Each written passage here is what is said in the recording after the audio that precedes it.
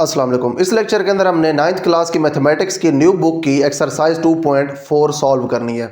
इस एक्सरसाइज के अंदर हमारे पास लॉगरिथम के 4 लॉज हैं जो कि यूज़ हो रहे हैं। तो इस एक्सरसाइज को स्टार्ट करने से पहले हम लॉगरिथम के इन चारों लॉज को प्रूव करके देखते हैं कि इनको हम प्रूव कैसे कर सकते हैं और इन लॉज का मतलब क्या है। इनको हम डिटेल में एक्सरसाइज से पहले देख लेते हैं ताकि हमारे लिए एक्सरसाइज सॉल्व करना काफ़ी ईजी हो जाए, क्योंकि यही वो 4 लॉज हैं जो कि हमारी एक्सरसाइज 2.4 के अंदर यूज़ हो रहे हैं। तो यहाँ पे हम अपने पहले लॉ को प्रूव करते हैं।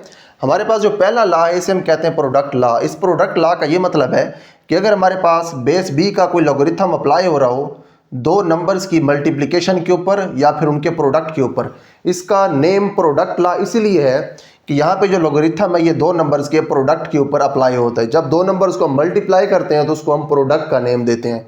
यहाँ पे हमारे पास एक्स और वाई का प्रोडक्ट है, उसके ऊपर लॉगरिथम अप्लाई हो रहा है। तो इसका मतलब ये है कि जो लॉगरिथम है ये एक्स और वाई के ऊपर अलग-अलग हो जाएगा और दरमियान में प्लस आएगा। यानी कि जब भी हमारे पास दो नंबर्स की मल्टीप्लिकेशन हो और उसके ऊपर लॉगरिथम अप्लाई हो रहा हो तो आप लॉगरिथम दोनों नंबर्स के ऊपर अलहदा करते हैं और दरमियान में प्लस लगाते हैं। हमने अब इस लॉ को प्रूव करना है, तो यहाँ पे हमारे पास इसका प्रूफ है। प्रूफ के अंदर आप सबसे पहले इस साइड के ऊपर ये जो दोनों लॉगरिथम्स हैं इनको फर्ज कर लें कि ये m के बराबर है और ये n के बराबर है। तो यहां पे हम लिख देते हैं suppose m is equal to log of x to the base b and n is equal to log of y to the base b। जो हमारे पास पहला लॉगरिथम है उसे हमने m कह दिया, दूसरे लॉगरिथम को हमने n कह दिया। ये हमारे पास दोनों लिखी हुई हैं लॉगरिथमिक फॉर्म्स। तो हम इन दोनों लॉगरिथमिक फॉर्म्स को इनकी एक्सपोनेंशियल फॉर्म्स के अंदर चेंज कर सकते हैं। इसे आप नेम दें इक्वेशन नंबर 1 का, इसे आप नेम दें इक्वेशन नंबर 2 का। तो यहाँ पे हम लिखते हैं changing equations 1 and 2 in exponential form, changing 1 and 2 in exponential form. क्योंकि ये पहले लॉगरिथमिक फॉर्म के अंदर है तो हम इनको एक्सपोनेंशियल फॉर्म के अंदर चेंज कर सकते हैं। अब देखिए, इसको हमने अगर एक्सपोनेंशियल फॉर्म में चेंज करना है तो इसका मतलब ये है कि हमारे पास x का लॉगरिथम है और हम बेस b को कितनी पावर दें तो वो x के बराबर हो। असल में एक्सपोनेंशियल फॉर्म का यही मतलब होता है कि बेस को हम कितनी पावर दें तो वो x के बराबर हो जाए। तो हमारे पास x जो है ये किसके बराबर आएगा, ये बराबर आएगा b raise to the power m के। ये होगी इसकी एक्सपोनेंशियल फॉर्म। तो हम इस पहली इक्वेशन की एक्सपोनेंशियल फॉर्म लिखते हैं। इसकी एक्सपोनेंशियल फॉर्म होगी हमारे पास b raise to the power m is equal to x। ठीक है जी। x के लॉगरिथम का ये मतलब है कि x के बराबर करने के लिए हमें b को कितनी पावर देनी है, b को पावर m देंगे तो तब जाके ये x के बराबर होगी। ठीक है जी। हमारे पास जो पहली इक्वेशन 1 है उसकी ये हमारे पास एक्सपोनेंशियल फॉर्म। उसके बाद हम दूसरी इक्वेशन की लिखते हैं एक्सपोनेंशियल फॉर्म। यहाँ पे हमारे पास लॉगरिथम y का है तो हमने अब ये देखना है कि y के बराबर करने के लिए हमें बेस b को कितनी पावर देनी है। बेस b को हमें पावर n देनी है क्योंकि लॉगरिथम है n के बराबर। ठीक है जी। अब ये किस तरह से हम इनको चेंज करते हैं, लॉगरिथमिक फॉर्म्स और एक्सपोनेंशियल फॉर्म्स को आपस में कैसे इनको चेंज करते हैं, ये हम एक पिछली एक्सरसाइज के अंदर इन डिटेल देख चुके हैं। तो यहाँ पे हमने इन दोनों लॉगरिथमिक फॉर्म्स को एक्सपोनेंशियल फॉर्म्स के अंदर चेंज कर दिया है। अब नेक्स्ट पार्ट के अंदर हम x और y को मल्टीप्लाई करवा देते हैं, क्योंकि यहाँ पे आप देख सकते हैं कि हमारे पास जो ये वाली साइड है यहाँ पे x और y मल्टीप्लाई हो रहे हैं। तो इसीलिए यहाँ पे हमने अब x और y की क्योंकि वैल्यूज फाइंड कर ली हैं, b raise to the power m और b raise to the power n। तो इसीलिए हम इन दोनों को अब मल्टीप्लाई करवा देते हैं और अपना जो लॉ है उसको हम प्रूव कर लेते हैं। यहाँ पे नेक्स्ट हम लिखते हैं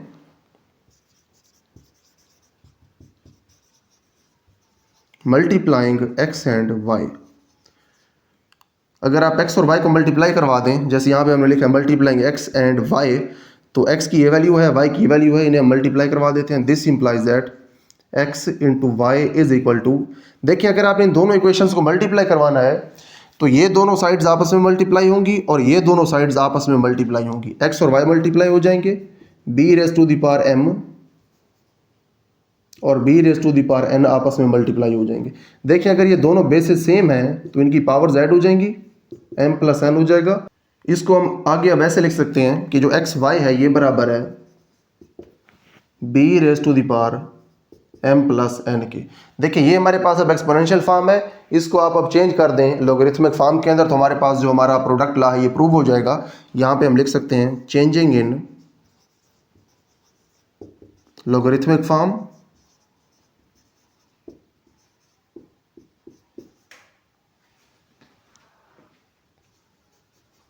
देखिए लॉगरिथमिक फॉर्म के अंदर चेंज करने के लिए जो बेस है वो लॉगरिथम की बेस बन जाएगी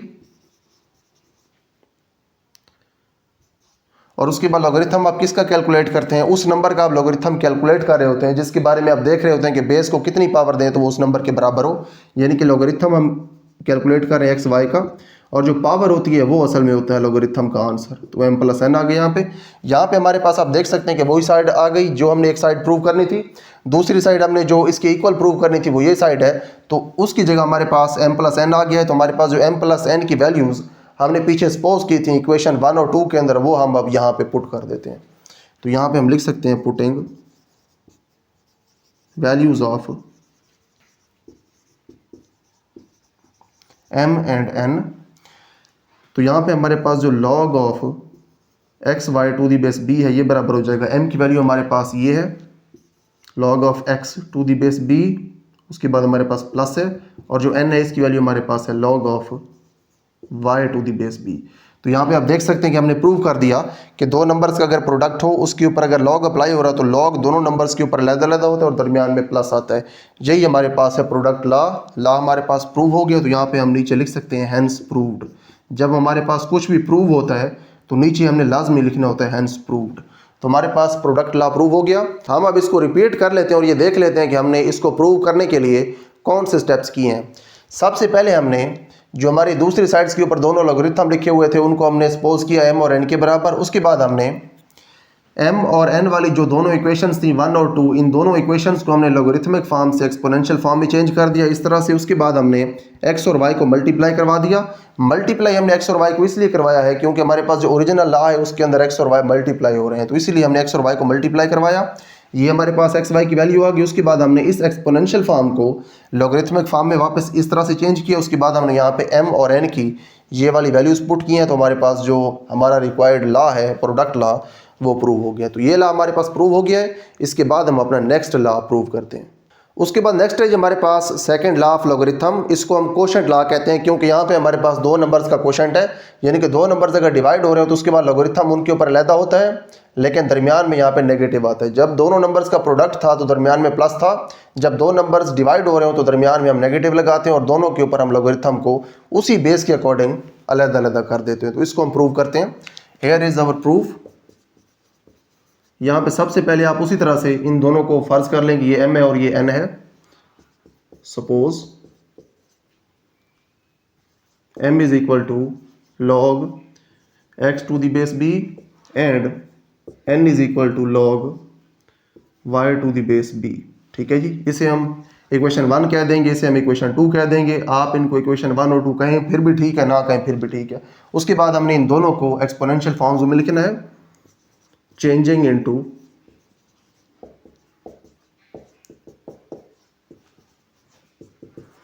एक्सपोनेंशियल फॉर्म्स। तो ये हमारे पास हो जाएगा x is equal to B raise to the power m और ये हमारे पास हो जाएगा y is equal to B raise to the power n। Exponential form का यही मतलब है कि हम b को क्या पावर दें तो हमारे पास वो x के बराबर है। यहाँ भी यही मतलब है कि b को हम क्या पावर दें, यानी कि b को हम पावर n देंगे इस तरह से, तो तब वो y के बराबर होगा। तो यहाँ पे हमारे पास दोनों एक्सपोनेंशियल फॉर्म्स आ चुकी हैं। उसके बाद आप ये देखें कि हमारे पास जो हमारा लॉ है कोशेंट लॉ, उसके अंदर x और y के दरमियान क्या रिलेशन है, क्योंकि यहाँ पे हमारे पास x और y की वैल्यूज आ चुकी हैं। x और y के दरमियान यहाँ पे ये रिलेशन है कि ये दोनों डिवाइड हो रहे हैं, तो हम यहाँ पे x और y को डिवाइड करवा देते हैं। तो यहाँ पे हम लिख सकते हैं डिवाइडिंग x एंड y। अगर आप इन दोनों को डिवाइड करवा दें, अब क्योंकि यहाँ पे हमारे पास x ओवर y है तो हम इधर भी x ओवर y लिखेंगे। x over y is equal to x की वैल्यू हमारे पास है b raise to the power m और y की वैल्यू हमारे पास b raise to the power n। तो इसको हम लिख सकते हैं this implies that x over y is equal to, अब देखें बेसिस दोनों सेम है, डिवाइड हो रहे हैं तो पावर्स इनकी माइनस हो जाएंगी, b raise to the power m minus n हो जाएगा। उसके बाद आप इस एक्सपोनेंशियल फॉर्म को लॉगरिथमिक फॉर्म के अंदर चेंज कर दें। यहाँ पे हम लिख देते हैं चेंजिंग इनटू लॉगरिथमिक फॉर्म।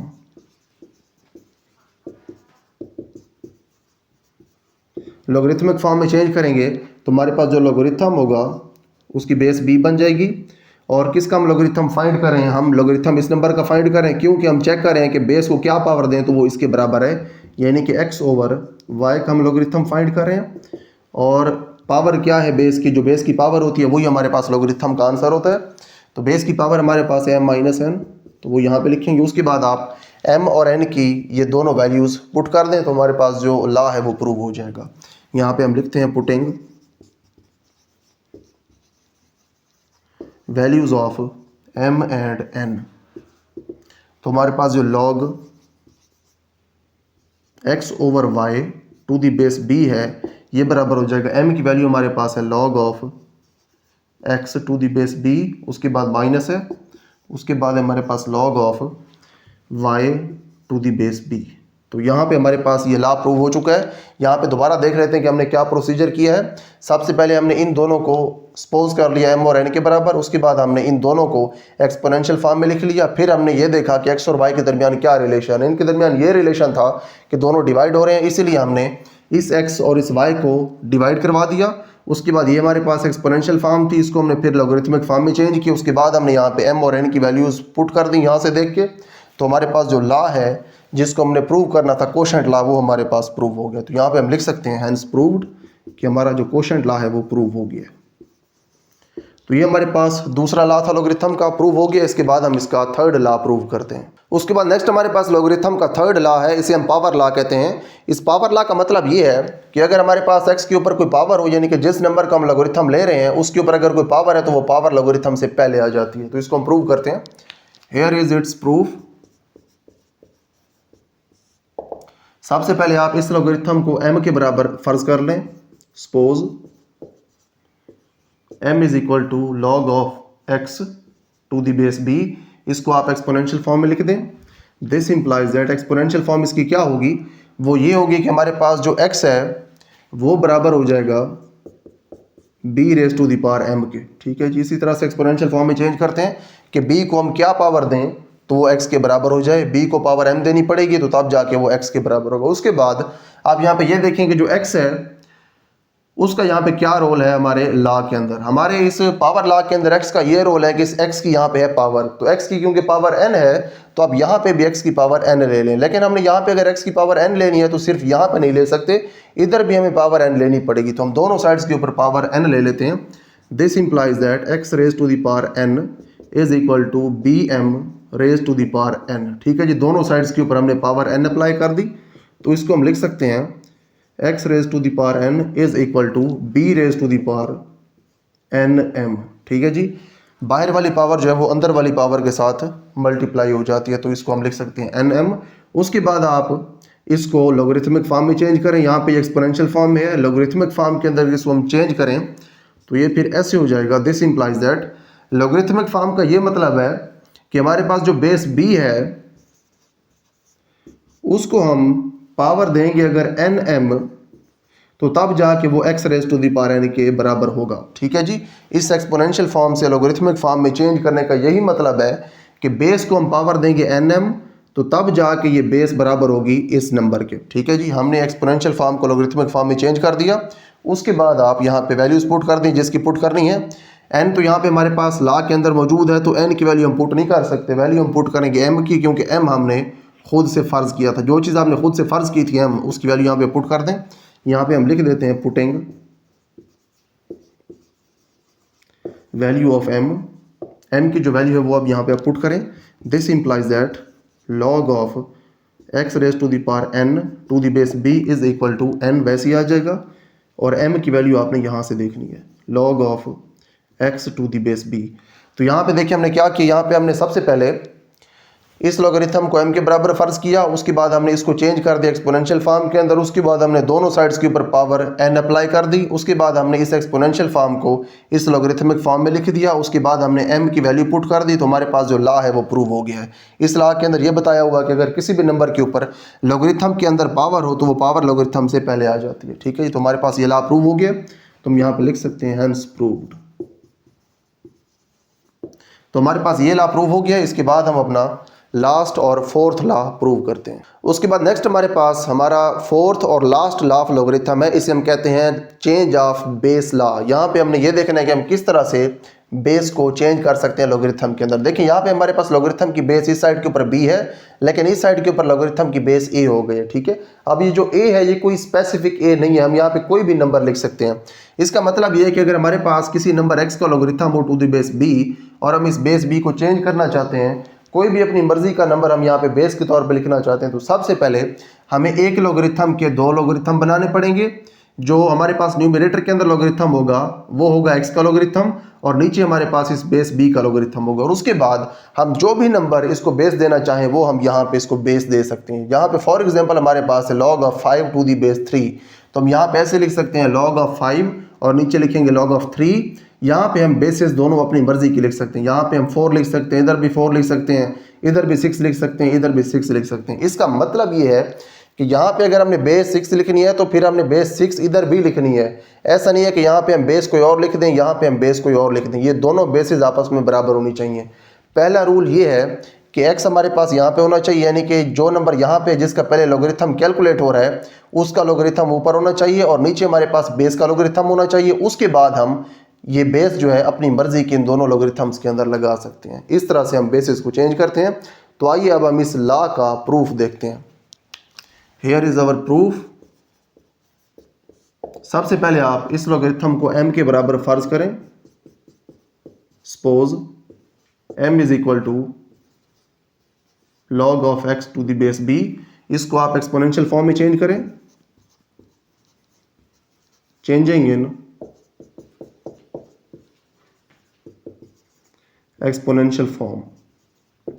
अगर इसको एक्सपोनेंशियल फॉर्म में चेंज करें तो इसका मतलब ये है कि बेस b को हमें पावर देनी पड़ेगी m, तो उसके बाद ये x के बराबर होगा, ठीक है जी। हमने लॉगरिथमिक फॉर्म से इसको एक्सपोनेंशियल फॉर्म में चेंज कर दिया। b raise to the power m is equal to x, यहाँ पे हमारे पास x है। उसके बाद आप इन दोनों साइड्स के ऊपर लॉगरिथम अप्लाई कर दें। उस लॉगरिथम की जो बेस है वो a होनी चाहिए, ठीक है, क्योंकि आप बेस चेंज कर रहे हैं। तो अब जब आप दोनों साइड्स के ऊपर लॉगरिथम अप्लाई करेंगे तो आपने बेस उसकी a लिखनी है, ठीक है। तो यहाँ पे हम अब लिख सकते हैं applying logarithm on both sides. दोनों साइड्स के ऊपर logarithm अप्लाई कर दें। log of b raise to the power m to the base a is equal to log of x to the base a, ठीक है जी। इस तरह से हमने बेस a वाला लॉगरिथम दोनों साइड्स के ऊपर अप्लाई कर दिया।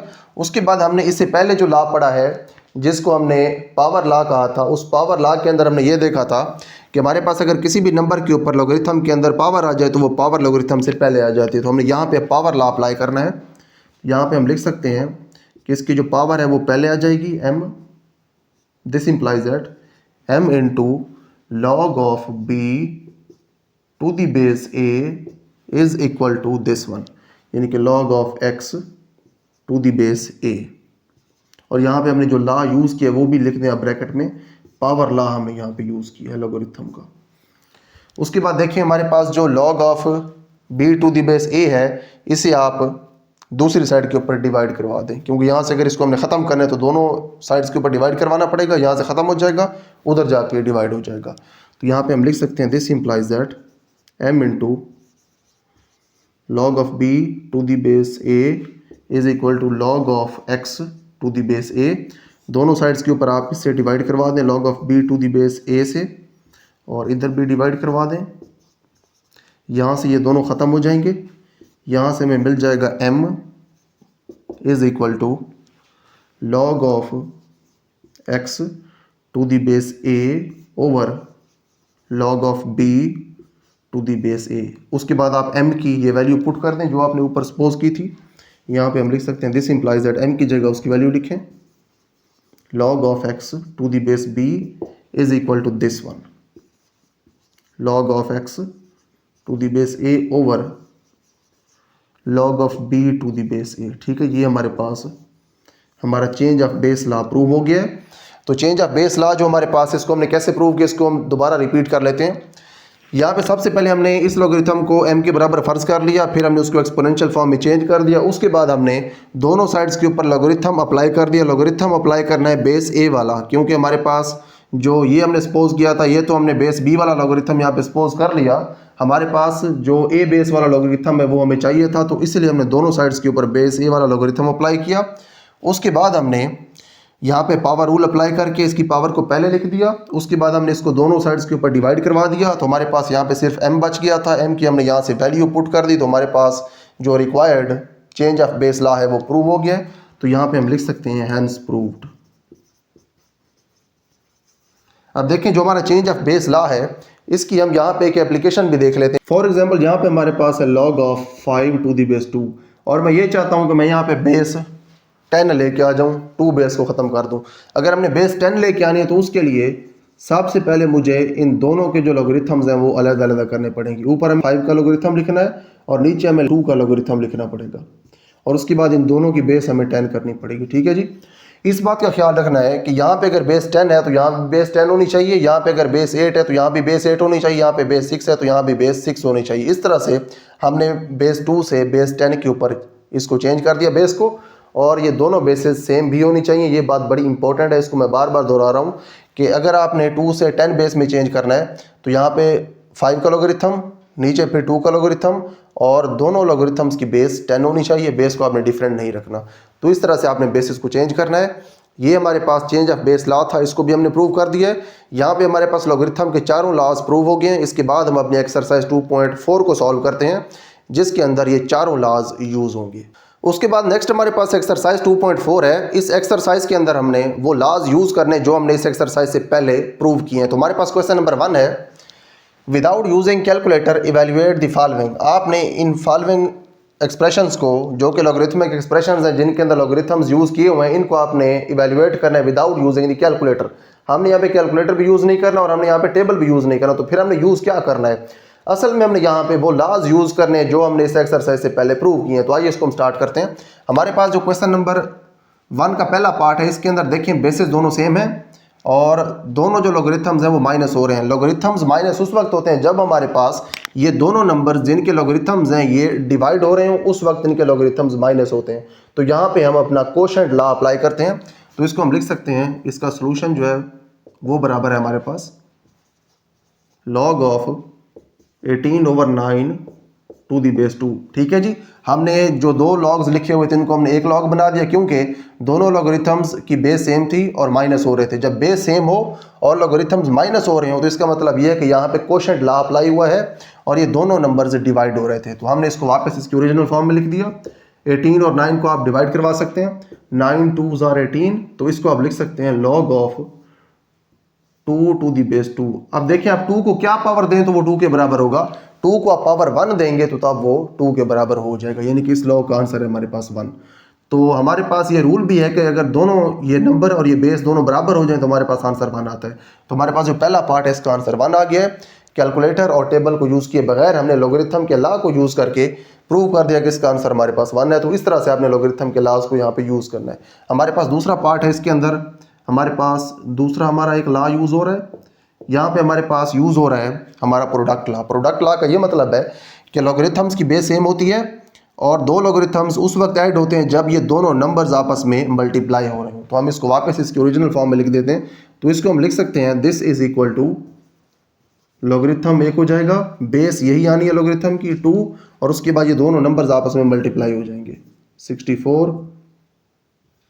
64 इंटू 2। ठीक है जी। इसे आप लिख सकते हैं log ऑफ, इन दोनों को अगर आप मल्टीप्लाई करवाएं तो ये हो जाएगा 128 और नीचे यहाँ पे 2 है बेस के अंदर। उसके बाद अगर आप 128 की फैक्टराइजेशन करें तो 2 आपको 7 टाइम्स लिखना पड़ता है। इसकी फैक्टराइजेशन हम पहले काफ़ी बार कर चुके हैं इसलिए दोबारा इसको मैं यहाँ पे रिपीट नहीं कर रहा। तो 128 की फैक्टराइजेशन के लिए आपको 2 7 टाइम्स लिखना पड़ता है। इसका मतलब ये है कि जो 2 है उसकी पावर आती है 7। ठीक है जी। 128 की जगह आपने ये लिखा। उसके बाद लॉगरिथम का हमारे पास यहाँ पे जो लॉ यूज़ हुआ था वो था प्रोडक्ट लॉ। यहाँ पे हमने अब यूज़ करना है उसका पावर लॉ। अब देखें आप जिस तरह से ये सोल्यूशन अपने पास लिखेंगे तो जैसे जैसे सोल्यूशन आपका आगे प्रोसीड होगा तो जो लॉज आप यहाँ पे यूज़ कर रहे हैं उनके आप नेम साथ लिख भी सकते हैं। इस स्टेप के ऊपर हमने यूज़ किया प्रोडक्ट ला, तो आप आगे लिख दें प्रोडक्ट ला। उसके बाद ये जो आपका स्टेप है ये आपने इस स्टेप से नीचे लिखना है। यहाँ पे जगह कम है इसलिए इसको मैं सामने लिख रहा हूँ। वैसे जब आपने खुद इसको सॉल्व करना है तो इस इक्वल के नीचे ये इक्वल आना चाहिए और इस इक्वल के नीचे फिर अगला इक्वल आना चाहिए, ठीक है। इस तरह से आपने एक तरतीब के साथ लिखना है। यहाँ पे आपने आगे ब्रैकेट में लिख देना है कि हमने प्रोडक्ट ला यूज़ किया, प्रोडक्ट ला लिखना है और उसके अराउंड आपने ब्रैकेट लगा देनी है। उसके बाद यहाँ पे जब हम पावर ला यूज़ करेंगे तो आपने इसके सामने भी ब्रैकेट के अंदर पावर ला लिख देना है। तो यहाँ पे पावर ला ये कहता है कि जो पावर है वो पहले आ जाती है, तो इसको हम लिख सकते हैं this is equal to 7 into log of 2 to the base 2, ठीक है जी। पावर पहले लिख दी हमने। तो देखें अब अगेन हमारे पास दोनों नंबर सेम आ गए हैं। 2 का लॉग है 2 बेस के रिस्पेक्ट से, तो इसका आंसर हमारे पास 1 आ जाएगा। और यहाँ पे हमारे पास 7 भी है तो 7 वैसे ही आएगा, और जो ये लॉग है इसका आंसर 1 आएगा। तो 7 1 जार 7, तो हमारे पास जो सेकंड पार्ट है इसका आंसर आ गया 7। उसके बाद नेक्स्ट हमारे पास थर्ड पार्ट है। थर्ड पार्ट के अंदर हमारे पास यहाँ पे साथ 1/3 लिखा हुआ है। 1/3 या कोई भी नंबर लॉग से पहले उस वक्त आता है अगर वो लॉग के अंदर वाले नंबर की पावर हो। इसका मतलब ये है कि 1/3 इस 8 की पावर था। तो सोल्यूशन हम इसका लिखते हैं this is equal to log of 8 to the base 3। अब जो 8 है इसे हम लिख सकते हैं 2 इंटू 2 इंटू 2 यानी कि 2 की पावर 3। तो 8 की जगह आप लिख दें 2 की पावर 3, और जो पहले यहाँ पे नंबर लिखा हुआ था वो असल में 8 की पावर है, तो इसे आप यहाँ पे 8 की पावर में लिख दें 1/3। उसके बाद हमारे पास minus log of 18 to the base 3, ठीक है जी। तो यहाँ पे हमने कौन सा ला यूज़ किया, पावर ला। उसके बाद आप यहाँ पे ब्रैकेट में आगे लिख देंगे पावर ला। उसके बाद आप यहाँ से स्टार्ट करेंगे अपना सेकंड स्टेप। मैं इसको यहाँ पे लिख रहा हूँ। तो देखें यहाँ पे ये दोनों पावर्स मल्टीप्लाई होंगी, तो ये 3 के साथ 3 कैंसिल हो जाएगा। यहाँ पे हमारे पास हो जाएगा log of 2 to the base 3 minus log of 18 to the base 3। उसके बाद देखिए यहाँ पे हमारे पास दो लॉग्स हैं, बेसिस दोनों की सेम है और दो लॉग माइनस हो रहे हैं, 2 का लॉग और 18 का लॉग। लॉग माइनस उस वक्त होते हैं जब दोनों नंबर्स डिवाइड हो रहे हैं। इसका मतलब ये है कि दोनों नंबर्स डिवाइड हो रहे हैं।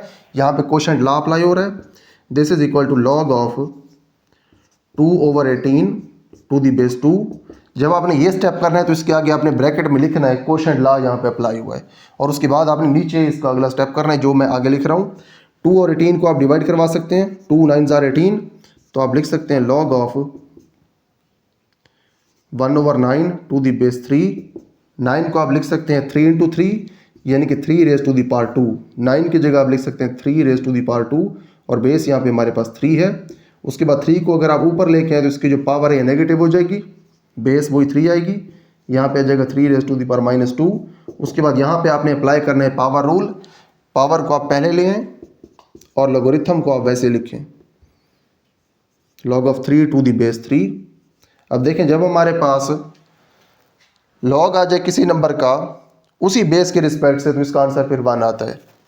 तो यहाँ पे हमारे पास हो जाएगा दिस इज इक्वल टू ये -2 वैसे ही आएगा, और उसके बाद इस लॉग का आंसर हमारे पास 1 आ जाएगा, दिस इज इक्वल टू -2। तो यहाँ पे हमारे पास ये पहले 3 पार्ट्स इसके कंप्लीट हो गए।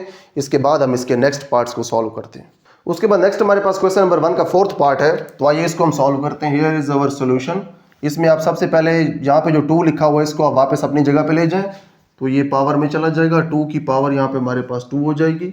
उसके बाद नेक्स्ट हमारे पास है प्लस लॉग ऑफ 25।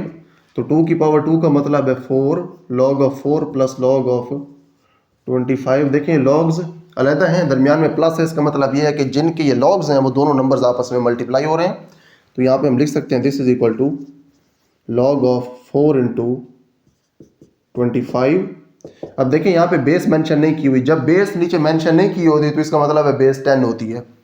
तो यहाँ पे हमारे पास हो जाएगा इन दोनों को मल्टीप्लाई करवाने के बाद 100, ये हो जाएगा हमारे पास लॉग ऑफ 100। देखिए अब यहाँ पे बेस नहीं है तो हम बेस यहाँ पे अब 10 लगाएंगे। तो जब बेस नहीं होती तो फिर बेस 10 होती है, इसलिए बेस यहाँ पे 10 हो गई। 100 को आप लिख सकते हैं 10 इंटू 10। जब 10 2 टाइम्स मल्टीप्लाई होगा तो इसका ये मतलब है कि जो 10 है हमारे पास उसकी पावर है 2। तो उसके बाद आप यहाँ पे पावर रूल अप्लाई करके इस पावर 2 को पहले ले आए लोगरिथम से, ये हो जाएगा हमारे पास 2 into log 10 to the base 10। जब हमारे पास ये नंबर और बेस सेम हो तो उसके बाद हमारे पास इस लॉग का आंसर 1 आता है। या फिर हम सिंपली ये भी कह सकते हैं कि 10 को हम क्या पावर दें तो वो 10 के बराबर होगा, 10 को हम 1 पावर दें तो वो 10 के बराबर होगा, इसीलिए इस लॉग का आंसर आता है 1। यहाँ पे हो जाएगा हमारे पास 2 इंटू इस लॉग का आंसर 1, तो आंसर हो जाएगा हमारे पास 2। ठीक है जी। उसके बाद नेक्स्ट हमारे पास फिफ्थ पार्ट है। अब इसके अंदर हमारे पास यहाँ पे 1/3 है, इसको हम यहाँ पे पावर में नहीं लेके जाते। देखिए अगर इसको हम पावर में लेके भी जाएं तो फिर भी हमारा क्वेश्चन हो जाएगा। अगर इसको हम यहीं पे रहने दें और इसको हम पावर की फॉर्म में लिख दें, ये हो जाएगा हमारे पास 4⁻3, इसकी 3 पावर बाहर आएगी और ये 3 के साथ ये 1/3 का 3 कैंसिल होगा, तो हमारे पास ये सिंप्लीफाई हो जाएगा। तो इसको हम यहाँ पे सॉल्व करते हैं। Here is our solution. सबसे पहले आप इस 1/3 को वैसे लिखें, this is equal to 1/3 log of 64 को हम लिख सकते हैं 4 × 4 × 4, 4 4s are 16 and 16 4s are 64, यानी कि 4 को 3 टाइम्स या फिर 4 की पावर 3। उसके बाद बेस यहाँ पे हमारे पास 4 है। उसके बाद नेक्स्ट हमारे पास है 2 और उसके बाद हमारे पास है log of 25 to the base 5। ठीक है जी। और जो हमारे पास 25 है इसको भी आप लिख सकते हैं 5 × 5 यानी कि 5⁻²। तो इसको भी हम यहाँ पे लिख देते हैं 5⁻²। 25 की जगह हम यहाँ पे लिख सकते हैं 5⁻²। ठीक है। उसके बाद हमारे पास नेक्स्ट है 1/3 आप वैसे लिख दें। यहाँ पे अब आप अप्लाई करेंगे पावर लॉ। पावर इसकी पहले लिख दें, log of 4 to the base 4 plus उसके बाद यहाँ पे हमारे पास 2 है, इसकी भी पावर आप पहले लिख दें 2 और हमारे पास आ जाएगा log of 5 to the base 5। उसके बाद आप इन दोनों को मल्टीप्लाई करवाएंगे तो 3 के साथ 3 कैंसिल, यहाँ पे हमारे पास 1 बचेगा इधर, और 4 का लॉगरिथम 4 की रिस्पेक्ट से 1 होता है, यानी कि जब ये नंबर और बेस सेम हो जाए तो लॉगरिथम का आंसर 1 होता है। उसके बाद 2 2s are 4 हो जाएगा यहाँ पे, और उसके बाद यहाँ पे अगेन नंबर और बेस सेम है तो इस लॉगरिथम का आंसर भी 1 हो जाएगा। ये हो जाएगा हमारे पास 1, और उसके बाद यहाँ पे हमारे पास है प्लस और 4 1s are 4, तो इसका आंसर आ जाएगा हमारे पास 5।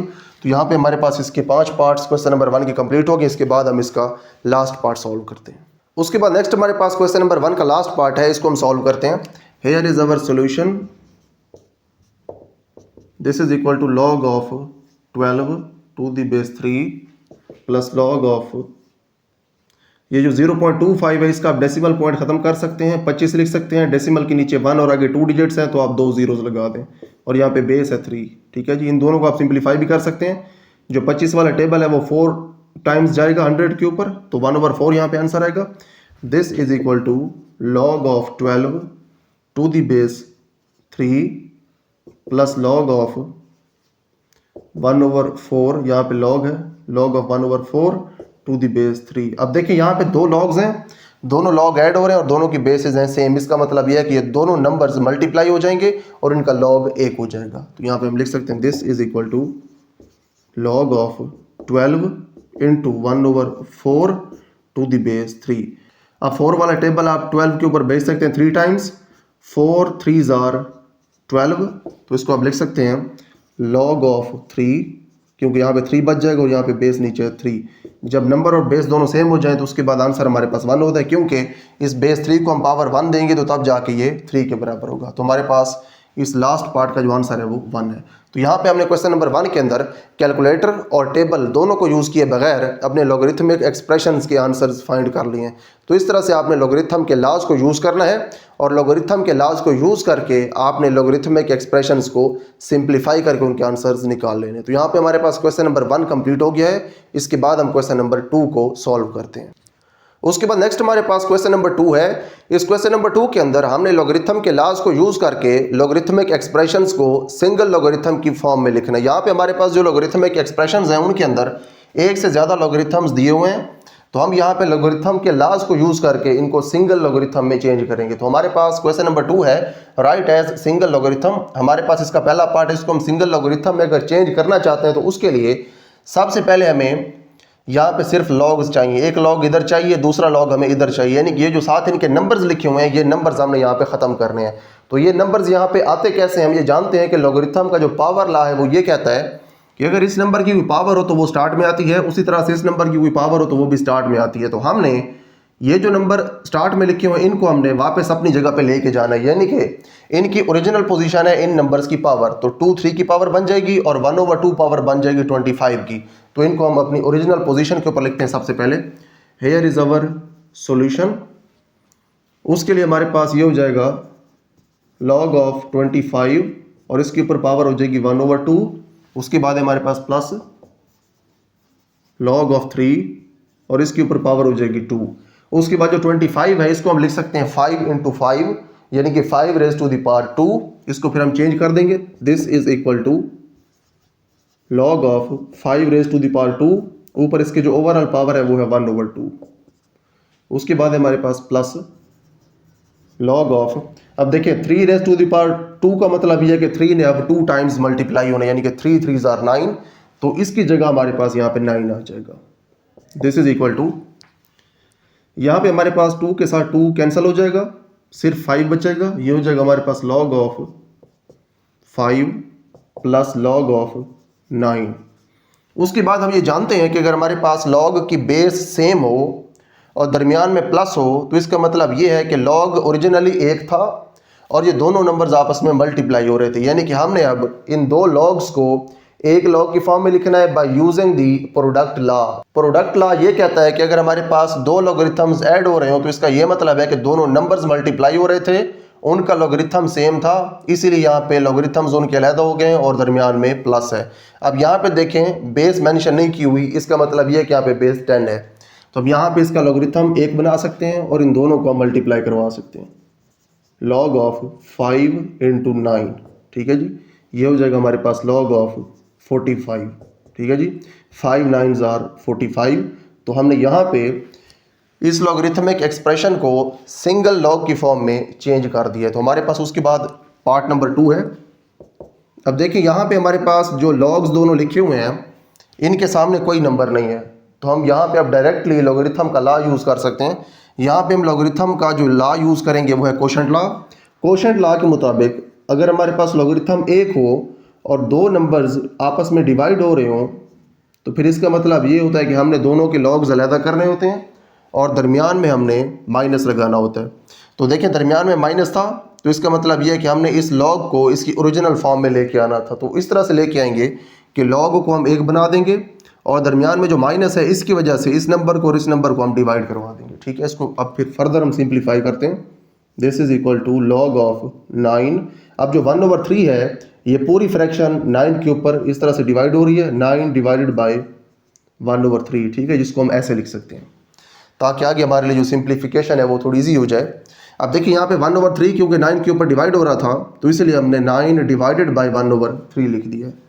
उसके बाद हम इस डिवीजन को मल्टीप्लिकेशन में चेंज कर देते हैं, लॉग यहाँ पे 9 आएगा। जब डिवीजन को मल्टीप्लिकेशन में चेंज करेंगे तो इसका हमें रेसिप्रोकल लेना पड़ेगा, 3 ऊपर आ जाएगा 1 नीचे आ जाएगा, यानी कि 3 ऊपर और 1 नीचे। अब 3 के नीचे आप 1 लिखें या ना लिखें बात एक ही है, तो हम यहाँ पे 1 नहीं लिखते। उसके बाद आप 9 और 3 को मल्टीप्लाई करवाएं तो आपके पास आंसर आता है 27। This is log 27।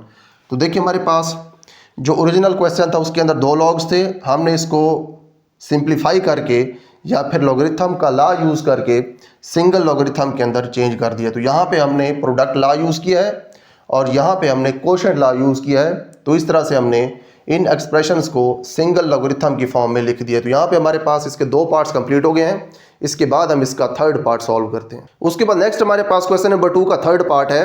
इस थर्ड पार्ट के अंदर हमने the law of change of basis use करना है। यहाँ पे हमारे पास देख सकते हैं आप जो दोनों लॉगरिथम्स हैं इनकी बेसिस हैं डिफरेंट, तो हमने एक लॉगरिथम की बेस को चेंज करना है ताकि हमारे पास दोनों लॉगरिथम्स की जो बेसिस हैं वो सेम हो जाएं।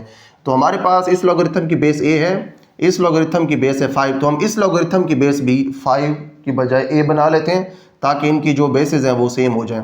इसकी बेस अगर हमारे पास a हो जाए और इसकी बेस पहले से a है तो उसके बाद हम इनके ऊपर लॉगरिथम के लॉज अप्लाई कर सकते हैं, क्योंकि जो लॉगरिथम के लॉज हैं ये सिर्फ और सिर्फ उन लॉगरिथम्स के ऊपर अप्लाई होते हैं जिनकी बेसिस सेम होती हैं। तो हम यहाँ पे सबसे पहले इस लॉगरिथम की बेस a के बराबर करते हैं। तो यहाँ पे हमारे पास इसका सोल्यूशन है, solution is equal to log of b square to the base a over log of 5 to the base a। अब देखिए यहाँ पे हमने किया क्या है, हमने यहाँ पे लॉ यूज़ किया लॉगरिथम का जिसके अंदर हम बेसिस को चेंज करते हैं। अगर आपने इस लॉगरिथम की बेस a बनानी है तो उसके लिए इस नंबर का लॉगरिथम अलग लेना पड़ेगा, जो बेस है उसका लॉगरिथम नीचे अलग लेना पड़ेगा डिनोमिनेटर के अंदर, और उसके बाद इन दोनों लॉगरिथम्स की हमें वो बेस लिखनी है जो हमें न्यू बेस चाहिए। हमें न्यू बेस a चाहिए थी, इसलिए हमने यहाँ पे बेस ए लिखी है दोनों लॉगरिथम्स की। अब ये जो हमारे पास चेंज ऑफ बेस वाला लॉ है, इसको हमने इन डिटेल डिस्कस किया है एक्सरसाइज से पहले, तो इसलिए इसको यहाँ पे मैं ज़्यादा डिटेल में डिस्कस नहीं कर रहा। तो यहाँ पे देखें हमारे पास ये वाला जो पहला लॉगरिथम है ये इस फॉर्म के अंदर चेंज हो चुका है, तो इसकी जो बेस है वो ए बन गई है। उसके बाद हमारे पास जो नेक्स्ट लॉगरिथम है इसको हम ऐसे लिख सकते हैं आगे, मल्टीप्लाइड बाय, अब यहाँ पे जो डॉट है डेसिमल नहीं है, ये मल्टीप्लिकेशन है। तो इसके ऊपर देखें जो 3 पावर है 5 के ऊपर, इसको आप पहले लिख दें, यहाँ पे हम इसको लिख सकते हैं 3 पावर को, और आप इस लॉगरिथम को बाद में लिख दें, log of 5 to the base a. अब देखें ये वाला जो आपके पास लॉगरिथम है log of 5 to the base a, इसको आप इस लॉगरिथम के साथ कैंसिल कर सकते हैं। उसके बाद ये जो आपके पास 3 है ये स्टार्ट में आ जाएगा, तो हमारे पास यहाँ पे आंसर आ जाएगा 3 into log of b square to the base a. ठीक है जी, जो हमारे पास 3 है इसको हमने इस लॉगरिथम के स्टार्ट में लिख दिया मल्टीप्लाई करवा के, तो ये हमारे पास आंसर है। उसके बाद हमारे पास इसका 4th पार्ट है, इसका हमारे पास सोल्यूशन है। अब देखिए यहाँ पे जो 2 लिखा हुआ है, सबसे पहले हमने इस 2 को हटाना है, क्योंकि हमें जब भी लॉगरिथम के लॉज अप्लाई करने होते हैं तो उसके लिए एक तो बेसिस सेम होनी चाहिए, और उसके बाद यहाँ पे कोई नंबर्स इन दोनों के साथ नहीं होने चाहिए। यहाँ पे 2 है, 2 को ख़त्म करें, 2 को ख़त्म करने के लिए इसकी अपनी ओरिजिनल पोजीशन के ऊपर लेके जाएं, यानी कि x की पावर में इसको ले जाएं। ये हो जाएगा हमारे पास log of x square to the base 3, क्योंकि हम 2 को x की पावर में ले गए इसकी ओरिजिनल पोजीशन के ऊपर। उसके बाद हमारे पास plus log of y to the base 3। अब यहाँ पे हम प्रोडक्ट लॉ अप्लाई कर सकते हैं, यानी कि दोनों लॉगरिथम्स की बेसेस सेम है और दोनों लॉगरिथम्स ऐड हो रहे हैं। इसका मतलब ये है कि लॉगरिथम यहाँ पे एक ही था 3 बेस वाला, और ये जो दोनों नंबर्स हैं ये आपस में मल्टीप्लाई हो रहे थे, यानी कि एक्स स्क्वायर और y मल्टीप्लाई हो रहे थे। तो ये हमारे पास आंसर है। अब देखिए हमारे पास जो ओरिजिनल लॉगरिथमिक एक्सप्रेशन थी इसके अंदर हमारे पास 2 लॉगरिथम थे, और एंड के ऊपर हमने यहाँ पे एक लॉगरिथम बना दिया, यानी कि इसको हमने सिंगल लॉगरिथम की फॉर्म में डिनोट कर दिया। नेक्स्ट पार्ट से पहले एक और इंपॉर्टेंट पॉइंट देख लें कि हमारे पास ये जो तीसरा पार्ट था, इसमें जो एंड के ऊपर हमने आंसर लेके इसको हम थोड़ा सा मॉडिफाई भी कर सकते हैं, वो इस तरह से कि हमारे पास यहाँ पे जो 2 इसकी पावर लिखी हुई है इसको आप लॉगरिथम के स्टार्ट में लेके आ सकते हैं।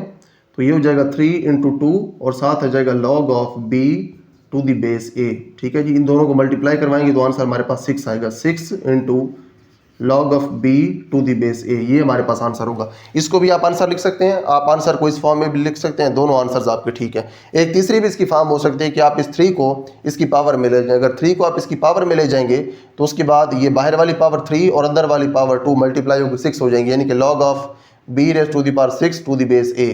ये दोनों फॉर्म्स ठीक हैं, बल्कि तीनों फॉर्म्स ठीक हैं। अगर आप तीनों में से कोई भी आंसर लिखते हैं तो ये तमाम ठीक है आंसर्स। तो यहाँ पे हमारे पास ये पार्ट्स तो कंप्लीट हो गए। इसके बाद हम इसके आखिरी 2 पार्ट्स को सॉल्व करते हैं। उसके बाद नेक्स्ट हमारे पास 5th पार्ट है। यहाँ पे हम सबसे पहले इस 4 को अपनी ओरिजिनल पोजीशन के ऊपर लेके जाते हैं, उसके बाद हम इसको आगे सॉल्व करेंगे। Here is our solution, this is equal to log of x raise to the power 4 to the base 5 minus log of y to the base 5, उसके बाद हमारे पास plus log of z to the base 5। उसके बाद देखिए ये दोनों logarithms minus हो रहे हैं, इसका मतलब ये है कि लॉगरिथम हमारे पास एक ही था 5 बेस वाला, लेकिन ये दोनों नंबर्स आपस में डिवाइड हो रहे थे, यानी कि x4 ओवर y था। उसके बाद हमारे पास एक और लॉगरिथम एंड के ऊपर है plus log of z to the base 5। उसके बाद देखें दोनों लॉगरिथम्स आपस में ऐड हो रहे हैं, इसका मतलब ये है कि लॉगरिथम एक था 5 बेस वाला और ये दोनों नंबर्स आपस में मल्टीप्लाई हो रहे थे, यानी कि x4 over y into z। ठीक है जी, तो आपने यहाँ पे लॉगरिथम का लॉ यूज़ किया, यहाँ पे आपने कोशेंट लॉ यूज़ करके x और y को डिवीजन में लिख दिया। उसके बाद आपने इस टर्म और इस टर्म को मल्टीप्लिकेशन में लिख दिया प्रोडक्ट लॉ को यूज़ करते हुए। तो यहाँ पे हमारे पास ये पार्ट कंप्लीट हो गया। इसके बाद हम पार्ट नंबर 6 को सॉल्व करते हैं। इसके सोल्यूशन के अंदर भी आप सबसे पहले वही काम करेंगे। आप सबसे पहले इस 2 को ओरिजिनल पोजीशन के ऊपर लेके जाएंगे, उसके बाद 3 को ओरिजिनल पोजीशन के ऊपर और 4 को आप ओरिजिनल पोजीशन के ऊपर लेके जाएंगे। तो इसका सोल्यूशन हमारे पास इस तरह से होगा, natural log of a raise to the power 2 plus natural log of b raise to the power 3, उसके बाद हमारे पास minus natural log of c raise to the power 4। अब देखिए यहाँ पे हमारे पास 2 था, उसको हमने a की पावर बनाया, 3 को b की और 4 को c की पावर बनाया। यहाँ पे हमारे पास लिखा हुआ है ln, ये होता है नेचुरल लॉगरिथम। इस ln को आप ऐसे भी लिख सकते हैं log, और नीचे आप उसके बेस e मेंशन कर दें, ठीक है। तो हमने यहाँ पे इसको ln लिखा हुआ, यानी कि ये नेचुरल लॉग है। उसके बाद देखें इन दोनों के ऊपर हमने प्रोडक्ट लॉ अप्लाई करना है, यानी कि इसका मतलब ये है कि यहाँ पे लॉगरिथम एक ही था नेचुरल लॉग, और दोनों नंबर्स यहाँ पे आपस में मल्टीप्लाई हो रहे थे। कौन से नंबर्स हैं? ए स्क्वायर और बी क्यूब। उसके बाद हमारे पास अगला जो लॉगरिथम है उसको वैसे लिखते हैं माइनस नेचुरल लॉग ऑफ सी। उसके बाद लॉगरिथम्स दो हैं, माइनस हो रहे हैं, इसका मतलब ये है कि लॉगरिथम एक ही था लेकिन नंबर्स डिवाइड हो रहे थे। A square b cube over C4, ठीक है जी। तो यहाँ पे देखें पहले हमने प्रोडक्ट लॉ अप्लाई करके लॉगरिथम एक कर दिया और दोनों नंबर्स को हमने मल्टीप्लाई करवा दिया। उसके बाद यहाँ पे हमने कोशेंट लॉ को यूज़ किया, लॉगरिथम एक कर दिया और दोनों नंबर्स को हमने यहाँ पे डिवाइड करवा दिया है। तो इस तरह से हमने इस लॉगरिथमिक एक्सप्रेशन को, जिसके अंदर 3 लॉगरिथम्स लिखे थे, उसको हमने सिंगल लॉगरिथम के अंदर चेंज कर दिया। तो यहाँ पे हमारे पास ये वाला क्वेश्चन नंबर 2 कंप्लीट हो गया है। यहाँ पे हमने लॉगरिथम के लॉज को यूज़ करके लॉगरिथमिक एक्सप्रेशंस को सिंगल लॉगरिथम की फॉर्म में लिख दिया। यहाँ पे पहले से जो एक्सप्रेशंस हैं वो एक्सपेंडेड फॉर्म के अंदर थी, लॉज को यूज़ करके उनको हमने सिंपल फॉर्म के अंदर या फिर शॉर्ट फॉर्म के अंदर लिख दिया, ऐसी फॉर्म के अंदर जिसके अंदर सिर्फ और सिर्फ एक ही लॉगरिथम हो। अब जो क्वेश्चन नंबर 1 था हमारे पास, उसके अंदर हमने लॉगरिथमिक एक्सप्रेशंस की वैल्यूज़ फाइंड की थी। यहाँ पे हमने वैल्यूज़ फाइंड नहीं करनी थी, यहाँ पे हमने सिंगल लॉगरिथम की फॉर्म में लिखना था। तो यहाँ पे हमारे पास क्वेश्चन नंबर 2 सॉल्व हो गया है। इसके बाद हम क्वेश्चन नंबर 3 को सॉल्व करते हैं। उसके बाद नेक्स्ट हमारे पास क्वेश्चन नंबर 3 है। यहाँ पे हमने एक्सप्रेशंस को एक्सपेंड करना है by using laws of logarithm. तो हमारे पास क्वेश्चन नंबर 3 है, expand using laws of logarithm. इसका हमारे पास पार्ट नंबर 1 है। यहाँ पे हम देख सकते हैं कि लॉगरिथम एक है, नंबर्स डिवाइड हो रहे हैं। इसका मतलब ये है कि यहाँ पे हमारे पास कोशेंट लॉ अप्लाई हो रहा है। तो इसको हम लिख सकते हैं log of 11/5 is equal to, अब देखिए जहाँ पे बेस मेंशन नहीं होती वहाँ पे बेस 10 होती है। तो इसको हम लिख सकते हैं log 11 माइनस log 5, ठीक है जी। जब नंबर्स डिवाइड हो रहे हो और log एक हो तो हम log को अलहदा करते हैं, नंबर्स को भी अलहदा करते हैं। log पहले के साथ हम पहला नंबर और दूसरे के साथ दूसरा नंबर लिखते हैं, ठीक है। उसके बाद जब नंबर्स डिवाइड हो रहे हो तो दरमियान में हम माइनस लिखते हैं। यहाँ पे हमने जो लॉ यूज़ किया है वो यहाँ पे आप बेशक लिख दें ब्रैकेट के अंदर, कोशेंट लॉ हमने यहाँ पे यूज़ किया है, दिस इज कोशेंट लॉ। उसके बाद नेक्स्ट हमारे पास है पार्ट 2। इसके अंदर हमारे पास इसका सोल्यूशन है। सबसे पहले आप इस रेडिकल को एक्सपोनेंशियल फॉर्म के अंदर चेंज करें, यानी कि हमारे पास जो रेडिकल है या फिर जो स्क्वायर रूट है, यहाँ पे इसका जो इंडेक्स है वो 2 होता है, क्योंकि स्क्वायर रूट है तो स्क्वायर रूट का इंडेक्स होता है 2। जब इसको आप पावर में चेंज करेंगे तो पावर इसकी 1/2 हो जाएगी। तो इसको हम लिख सकते हैं this is equal to log 2 the base 5, और यहाँ पे हमारे पास 8 इंटू a⁻6 और इसकी पावर हो जाएगी 1/2, ठीक है जी। स्क्वायर रूट को ख़त्म करके हमने पावर लिख दी 1/2। उसके बाद पावर लॉ हमें ये कहता है कि आप पावर को लॉगरिथम के स्टार्ट में लिख सकते हैं। पावर रूल अप्लाई करके पावर को लॉगरिथम के स्टार्ट में लिखेंगे और उसके बाद आ जाएगा हमारे पास 8 इंटू a⁻6। यहाँ पे हमने यूज़ किया है पावर लॉ, वो आप ब्रैकेट में लिख दें, दिस इज पावर लॉ। उसके बाद नेक्स्ट है ये हमारे पास 1/2। उसके बाद देखिए हमारे पास दोनों नंबर्स मल्टीप्लाई हो रहे हैं, लॉगरिथम एक है, तो यहाँ पे हम प्रोडक्ट लॉ को अप्लाई करके दोनों लॉगरिथम्स को अलग करेंगे और दरमियान में प्लस लिखेंगे। तो 2 के बाद आप एक ब्रैकेट लगा दें।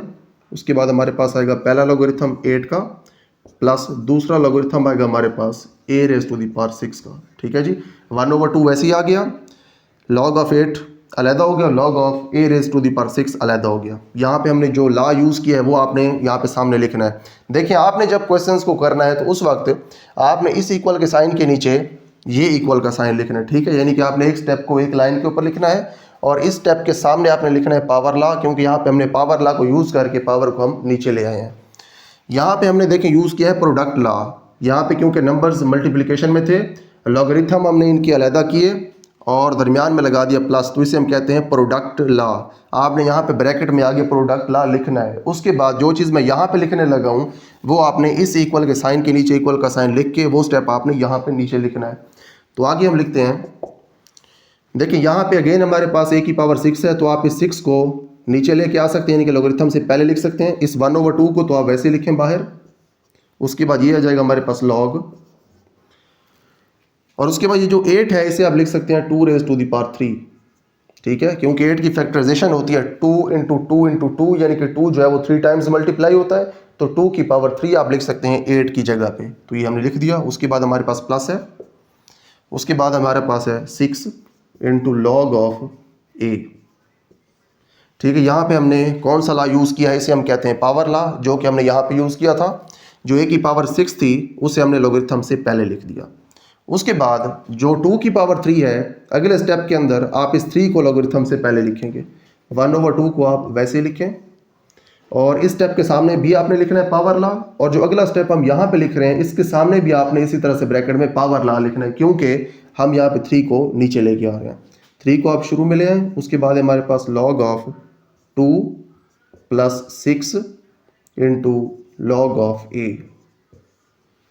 उसके बाद ये जो 1/2 है इसे आप ब्रैकेट के अंदर मल्टीप्लाई करवा दें, ये हो जाएगा हमारे पास 3/2 into log 2 plus 6/2 into log a। यहाँ पे हमने जब 1/2 को मल्टीप्लाई करवाया 3 के साथ, तो हमारे पास आंसर आया 3/2, जो कि हमने यहाँ पे लिख दिया स्टार्ट में। उसके बाद जब हमने 1/2 को मल्टीप्लाई करवाया 6 के साथ, तो आंसर आ गया हमारे पास 6/2, उसको हमने यहाँ पे लिख दिया। उसके बाद देखिए हमारे पास ये 6 और 2 जो है ये दोनों सिंप्लीफाई होते हैं, ये इस तरह से सिंप्लीफाई होते हैं कि इसको आप लिख सकते हैं 2 3s are 6, ठीक है। यहाँ पे 3 आ गया हमारे पास, तो इसे आप लिख सकते हैं 3/2 log of 2 plus 3 log of a, ठीक है जी। तो यहाँ पे हमारे पास ये दोनों पार्ट्स सॉल्व हो गए हैं। हमने इन लॉगरिथमिक एक्सप्रेशंस को एक्सपेंड कर दिया यूजिंग लॉगरिथम्स लॉ, ठीक है जी। लॉगरिथम के लॉज को यूज़ करके इस तरह से आपने एक्सपेंड करना है। तो हमारे पास पहले 2 पार्ट्स कंप्लीट हो गए, इसके बाद हम इसके नेक्स्ट पार्ट्स को सॉल्व करते हैं। नेक्स्ट पार्ट से पहले आप एक करेक्शन कर लें। वो करेक्शन ये है कि यहाँ पे अगर आप स्टार्ट में देखें तो लॉगरिथम की जो बेस है वो 5 थी, लेकिन आगे हमने कहीं पे बेस 5 नहीं लिखी, तो जहाँ जहाँ पे लॉगरिथम है उसकी बेस हमने अब 5 लिखनी है। इसे आप नोट कर लें, और ये बेस साथ लिखनी ज़रूरी है। वैसे यहाँ पे जो बेस है उसका कोई रोल तो नहीं है, लेकिन सिर्फ लॉगरिथम जब हम लिखेंगे तो ये फिर गलत होगा, क्योंकि फिर ये मतलब होता है कि जो लॉगरिथम है इसकी बेस 10 है। जब बेस नहीं होती तो उसकी बेस फिर 10 ही तस्वुर की जाती, तो इसीलिए ये जो बेस 5 है इसे अब पूरे लॉगरिथम्स के साथ लिखना ज़रूरी है। तो जहाँ जहाँ पे लॉगरिथम है वहाँ पे आप करेक्शन कर लें, और जो बेस है वो 5 लिख दें, ठीक है जी।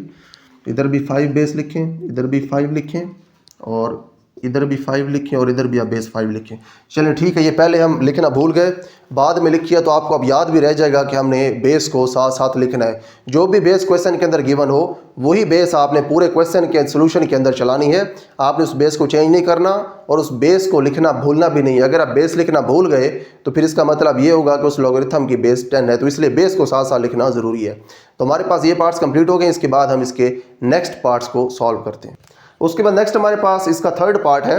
यहाँ पे हमने सबसे पहले क्वोशिएंट लॉ अप्लाई करना है, तो उसके लिए हम नेचुरल लॉग ए स्क्वायर और बी का अलहदा लिखते हैं, और सी का नेचुरल लॉग अलहदा लिखते हैं। दरमियान में माइनस लगाना है क्योंकि यहाँ पे डिवीजन थी। उसके बाद आप यहाँ पे प्रोडक्ट लॉ अप्लाई करेंगे, तो उसके बाद हम ए स्क्वायर और बी के लॉगरिथम्स को अलहदा करके प्लस में लिख देते हैं, natural log of b minus natural log of c, this is equal to, अब देखें जो ए के ऊपर पावर 2 है इसे आप पहले लिख सकते हैं,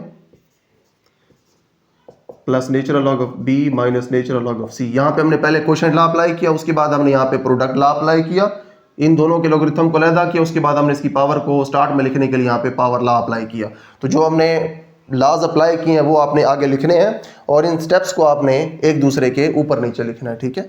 उसके बाद नेक्स्ट हमारे पास इसका फोर्थ पार्ट है, here is our solution, this is equal to, power को आप सबसे पहले स्टार्ट में लिखें, उसके बाद हमारे पास है logarithm of x y over z, तो पावर हमारे पास अगेन स्टार्ट में आएगी। उसके बाद हम इसको एक ही स्टेप के अंदर एक्सपेंड कर देते हैं।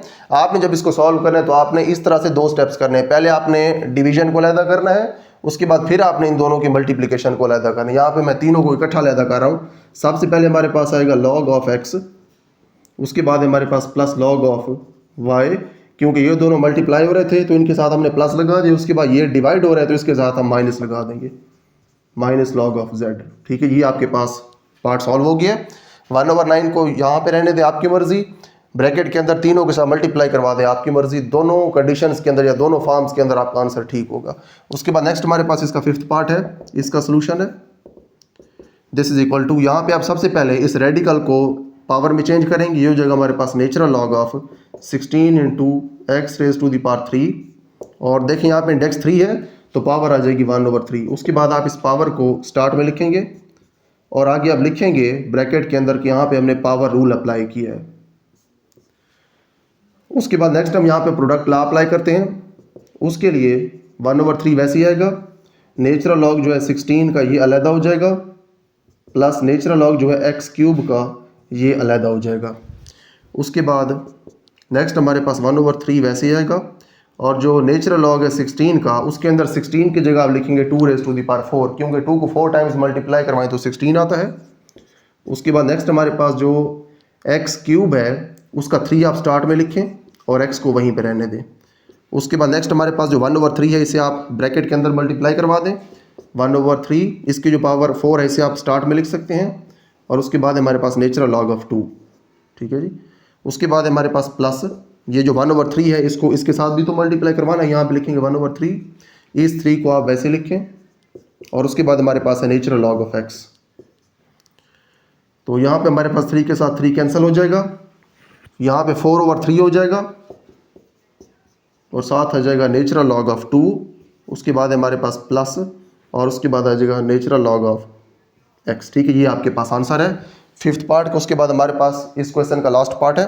यहाँ पे सबसे पहले आप अगेन पावर को स्टार्ट में लिखेंगे सोल्यूशन में, और उसके बाद है हमारे पास लॉग ऑफ 1 - a ओवर, यहाँ पे a है 1 - a ओवर b, और यहाँ पे देखें बेस इसकी 2 है, बेस साथ लिखना ज़रूरी है, बेस आपने नहीं बोलनी। उसके बाद नेक्स्ट हम यहाँ पे कोशेंट लॉ अप्लाई करते हैं, और कोशेंट लॉ अप्लाई करके ये जो डिवीजन में नंबर्स हैं इनके लॉगरिथम्स को अलहदा करेंगे, दरमियान में हम माइनस लगाएंगे। 5 यहाँ पे वैसे ही आएगा। उसके बाद हमारे पास log of 1 - a to the base 2 minus log of b to the base 2। देखिए हमारे पास वही नंबर्स जो डिवाइड हो रहे थे अलहदा हो गए हैं उनके लॉग्स, और दरमियान में माइनस आ गया क्योंकि नंबर्स डिवाइड हो रहे थे। 5 हमने वैसे स्टार्ट में लिख दिया क्योंकि पावर के अंदर 5 था, हमने यहाँ पे पावर लॉ अप्लाई करके 5 को स्टार्ट में लिखा।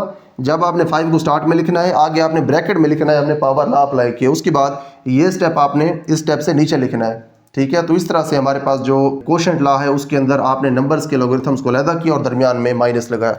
ये आप लिखेंगे इस स्टेप के नीचे, और ब्रैकेट में आगे लिखेंगे कि हमने यहाँ पे कोशेंट लॉ अप्लाई किया। तो आपके पास यहाँ पे क्वेश्चन नंबर 3 के तमाम पार्ट्स कंप्लीट हो गए हैं। उसके बाद हम अपना नेक्स्ट क्वेश्चन स्टार्ट करते हैं। उसके बाद नेक्स्ट है जी हमारे पास क्वेश्चन नंबर 4। यहाँ पे हमने लॉगरिथम के लॉज को यूज़ करके एक्स की वैल्यूज़ बतानी है। यहाँ पे हमारे पास इसका पहला पार्ट है, यहाँ पे हमारे पास 2 लॉगरिथम्स हैं, बेस मेंशन नहीं की हुई, इसका मतलब है यहाँ पे बेस 10 है। और यहाँ पे हमारे पास देखें 2 लॉगरिथम्स हैं, दरमियान में प्लस है, इसका मतलब ये है कि हम यहाँ पे प्रोडक्ट लॉ अप्लाई करके इन दोनों नंबर्स को मल्टीप्लाई करवाएंगे और लॉगरिथम को हम 1 बना देंगे। तो यहाँ पे हमारे पास इसका सोल्यूशन है, इसको हम लिख सकते हैं एक लॉगरिथम की फॉर्म में, इन दोनों को मल्टीप्लाई करवा दें, ये हो जाएगा 2x और ये बराबर हो जाएगा 1 के, ठीक है। 1 इधर ऐसे रह जाएगा। यहाँ पे फिर आप इक्वल का साइन ना लगाएं, यहाँ पे आप लिखते हैं दिस इम्प्लाइज दैट। जब आपने इसको सॉल्व करना है तो आपने पहले इसको लिखना है स्टेटमेंट को, उसके बाद लिखना है दिस स्टेटमेंट इम्प्लाइज दैट, कि आप लॉगरिथम को 1 बना देंगे और इन दोनों को मल्टीप्लाई करवा देंगे, और यहाँ पे आपके पास 1 है दूसरी साइड के ऊपर। अब देखिए यहाँ पे हमारे पास है लॉगरिथमिक फॉर्म। हमने इस क्वेश्चन के जितने भी पार्ट्स हैं उनके अंदर ये मेथड अप्लाई करना है कि सबसे पहले हमने लॉगरिथमिक फॉर्म को एक्सपोनेंशियल फॉर्म में चेंज करना है। अगर एक्सपोनेंशियल फॉर्म ही गिवन हो तो फिर हम उसी को आगे कंटिन्यू करेंगे। तो उसके बाद हमने एक्स की वैल्यूज फाइंड करनी है। अब इसको आप चेंज करें एक्सपोनेंशियल फॉर्म में, यहाँ पे इसकी बेस नहीं है तो इसका मतलब है बेस यहाँ पे 10 होगी। इसको अगर आप एक्सपोनेंशियल फॉर्म में चेंज करें तो लॉगरिथम का ये मतलब होता है कि आप बेस को 1 पावर दें तो उसके बाद वो इस नंबर के बराबर होगी, ठीक है जी। तो यहाँ पे हम लिख सकते हैं दिस इम्प्लाइज दैट, जो हमारे पास 2x है ये किसके बराबर, ये बराबर है 10 के, क्योंकि 10 की पावर 1 है तो इसका मतलब ये 10 है। उसके बाद आप 2 को दोनों साइड्स के ऊपर डिवाइड करवा दें, इधर भी और इधर भी, यहाँ से कैंसिल हो जाएगा, ये हो जाएगा 2 5s are 10। तो यहाँ पे हम लिख सकते हैं दिस इम्प्लाइज दैट, जो x की वैल्यू है वो हमारे पास 5 है। तो इस तरह से हमने लॉगरिथम के लॉज अप्लाई करके यहाँ से x की वैल्यूज फाइंड करनी है। लॉगरिथमिक फॉर्म को हमने एक्सपोनेंशियल फॉर्म में चेंज करना है, फिर वहाँ से हमें एक्स की वैल्यूज़ मिलेंगी। उसके बाद हमारे पास इसका सेकंड पार्ट है, इसका सोल्यूशन है हमारे पास। देखिए यहाँ पे अगेन वही फॉर्म है, बेस दोनों लॉगरिथम्स की सेम है और दरमियान में प्लस है। इसका मतलब ये है कि यहाँ पे हम प्रोडक्ट लॉ अप्लाई करके लॉगरिथम एक बना देंगे और इन दोनों को हम मल्टीप्लाई करवा देंगे। अब देखिए यहाँ पे बेस का सेम होना ज़रूरी है। यहाँ पे अगर बेस 10 होती, यहाँ पे 2 होती, तो फिर हम यहाँ पे प्रोडक्ट लॉ अप्लाई नहीं कर सकते थे। बेस सेम है तो आप प्रोडक्ट लॉ अप्लाई करें, लॉगरिथम एक बना दें, बेस वही 2 होगी। देखिए अब यहाँ पे बेस लिखना बहुत ज़रूरी है, क्योंकि जब इसको हम आगे एक्सपोनेंशियल फॉर्म में चेंज करेंगे तो यहाँ पे बेस हम यूज़ करते हैं एक्सपोनेंशियल फॉर्म में। तो इसलिए आपने ख्याल रखना है कि जब हमारे पास बेस दी हो तो फिर आपने वही बेस लिखनी है, जब बेस ना दी हो तो फिर आपने बेस 10 लेनी है। लॉगरिथम एक बना देंगे और 8 और x को हम मल्टीप्लाई करवा के 8x लिख देंगे और ये बराबर है यहाँ पे 5 के। ठीक है जी। अब इसको आप चेंज करें एक्सपोनेंशियल फॉर्म में। एक्सपोनेंशियल फॉर्म का ये मतलब है कि 2 को आप अगर पावर 5 दें तो फिर ये बराबर होगा 8x के। ठीक है जी। यहाँ पे हम 8x को पहले लिख देते हैं इस साइड के ऊपर, क्योंकि हमने x फाइंड करना है तो इसीलिए 8x को पहले लिख देते हैं और 2 रेज़ टू द पावर 5 जो इसको हम बाद में लिख देते हैं। यहाँ पे आ जाएगा 2 रेज़ टू द पावर 5 और इधर लिख देते हैं दिस इम्प्लाइज दैट, यानी कि उसका ये मतलब है। This implies that 8x is equal to 2 raise to the power 5 का मतलब ये है कि 2 को हमने 5 टाइम्स मल्टीप्लाई करवाना है। This implies that 8x is equal to 2 2s are 4, 4 2s are 8, 8 2s are 16 and 16 2s are 32। उसके बाद हमने x फाइंड करना है तो आप 8 को डिवाइड करवा दें इधर भी और इधर भी, यहाँ से कैंसिल हो जाएगा, x बच जाएगा सिर्फ और यहाँ पे हमारे पास आंसर आएगा 4। ठीक है, 8 4s are 32, 4 आंसर आ गया। इसका मतलब x की वैल्यू हमारे पास 4 है। यहाँ पे हमने सेम वही प्रोसीजर अप्लाई किया जो हमने पार्ट 1 के अंदर अप्लाई किया था। सबसे पहले हमने एक लॉगरिथम बना दिया, उसके बाद हमने लॉगरिथमिक फॉर्म से एक्सपोनेंशियल फॉर्म में इसको चेंज किया, फिर हमने इसको सिंप्लीफाई करते हुए x की वैल्यू फाइंड कर ली। उसके बाद हमारे पास इसका थर्ड पार्ट है। अब इसके अंदर देखें हमारे पास पहले से एक्सपोनेंशियल फॉर्म लिखी है, लॉगरिथमिक फॉर्म नहीं है, तो हमारा काम ज़्यादा यहाँ पे आसान हो गया। तो आप सबसे पहले यहाँ पे जो 243 है इसकी फैक्टराइजेशन कर लें, उसके बाद हमारे पास 3 की पावर्स बनेंगी यहाँ पे भी और यहाँ पे भी, फिर हम आगे इसको मज़ीद सिंप्लीफाई करके x की वैल्यूज़ फाइंड कर लेंगे। तो यहाँ पे हमारे पास है 243। अगर आप इसकी फैक्टराइजेशन करें तो जो 3 वाला टेबल है वो इसके ऊपर जाता है 81 टाइम्स, 81 के ऊपर 3 वाला टेबल जाता है 27 टाइम्स और 27 के ऊपर जाता है 9 टाइम्स और 9 के ऊपर 3 टाइम्स और 3 के ऊपर 1 टाइम्स। ठीक है जी। जो हमारे पास 243 है उसकी फैक्टराइजेशन है हमारे पास इस तरह से 1 2 3 4 5, यानी कि 3 को हमने 5 बार मल्टीप्लाई करवाया है तो 3 की पावर 5 आ जाएगी। ये तो हमारे पास फैक्टराइजेशन है 243 की। यहाँ पे हमारे पास 81 की फैक्टराइजेशन भी है। 243 की ये पूरी फैक्टराइजेशन है, लेकिन जो 81 है इसकी ये फैक्टराइजेशन है। ठीक है, 243 की फैक्टराइजेशन है 3 रेज़ टू द पावर 5 और 81 की फैक्टराइजेशन के अंदर 3 मल्टीप्लाई हो रहा है 4 टाइम्स, तो 81 की फैक्टराइजेशन होगी 3 रेज़ टू द पावर 4। ठीक है, तो हम यहाँ पे लिख देते हैं सॉल्यूशन। दिस इंप्लाइज दैट 81 की जगह आप लिख सकते हैं 3 रेज़ टू द पावर 4 और ऊपर यहाँ पे पावर x है तो वो x ही लिखें। दिस इज इक्वल टू, यहाँ पे 243 की फैक्टराइजेशन हो चुकी है, 3 रेज़ टू द पावर 5 बनता है और बाहर यहाँ पे पावर है x प्लस 2। उसके बाद बाहर वाली पावर को आप अंदर वाली पावर के साथ मल्टीप्लाई करवा दें, इधर भी और इधर भी, ये हो जाएगा। This implies that 3 raise to the power 4x, this is equal to 3 raise to the power 5x plus 10।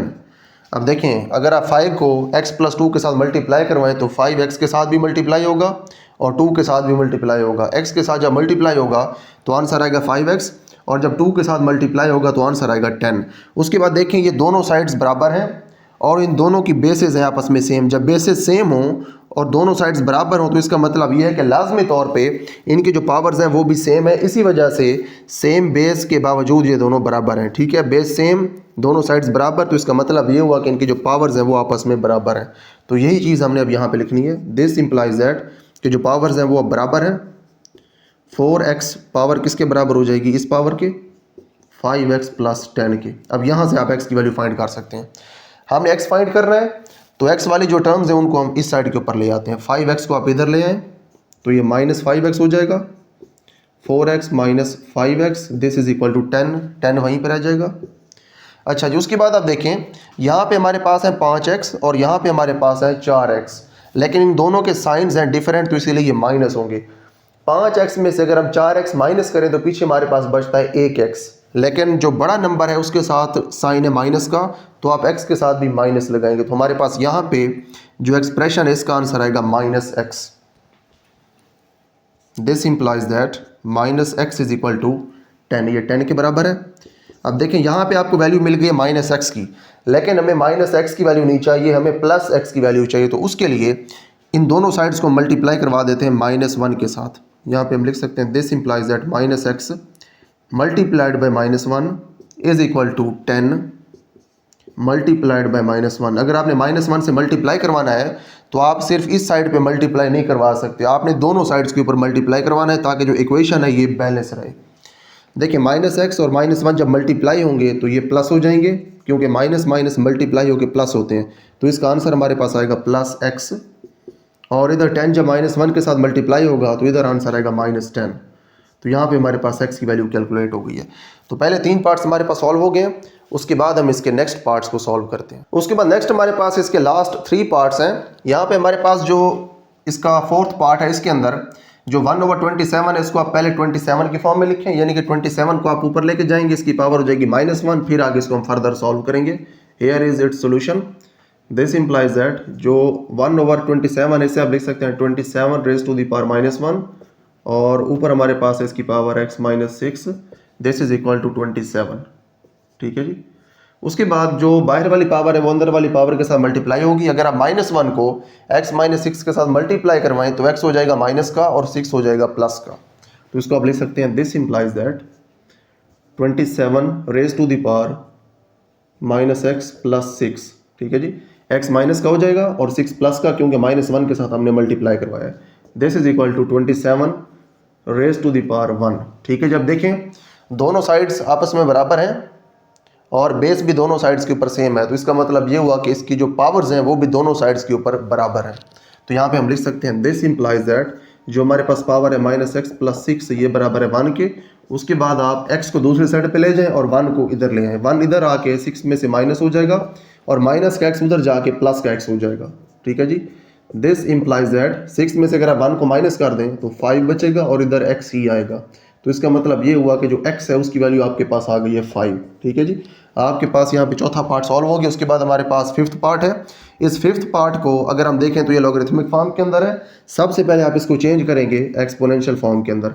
Exponential form में चेंज करने के लिए आप इसकी बेस देखें, बेस कुछ नहीं लिखी हुई, तो इसका मतलब है बेस यहाँ पे 10 है। तो 10 बेस यहाँ पे हम खुद से लगा देंगे। तो जब 10 बेस खुद से लगाएंगे तो एक्सपोनेंशियल फॉर्म में इसका ये मतलब है कि 10 बेस को अगर हम पावर 2 दें तो फिर हमारे पास ये नंबर आता है। ठीक है जी, 10 को अगर हम पावर 2 दें तो फिर हमारे पास ये नंबर आता है जिसका हम लॉगरिथम फाइंड कर रहे हैं। ये है जी हमारे पास 5x - 10। 10 की पावर 2 का मतलब है 10 × 10 और 10 10s are 100, तो ये 100 हो जाएगा यहाँ पे। This implies that 100 is equal to 5x - 10। Minus का 10 है, इधर इसको आप ले आए तो ये प्लस का हो जाएगा। तो यहाँ पे आप लिख सकते हैं दिस इंप्लाइज दैट 100 माइनस का 10 इधर आके प्लस का 10 हो जाएगा। This is equal to 5x। ठीक है जी, तो 5x आपके पास आ गया। दिस इंप्लाइज दैट अब जो 5x है ये किसके बराबर हो जाएगा, जो 100 है और 10 है ये आपस में ऐड होके 110 हो जाएंगे। तो जो 5x है वो बराबर हो जाएगा 110 के। तो यहाँ पे हम लिख सकते हैं 5x इज इक्वल टू 110। ठीक है जी, इस साइड को ऐड करके हमने उधर लिख दिया और 5x को हमने इधर लिख दिया। ठीक है, इसको हम ऐसे चेंज कर सकते हैं। अब देखें यहाँ पे आप सोच रहे होंगे कि 5x की हमने साइड चेंज की और हमने 110 की भी साइड चेंज की, लेकिन हमने साथ माइनस नहीं लिखा। माइनस हमने एक्चुअली साथ लिखा था।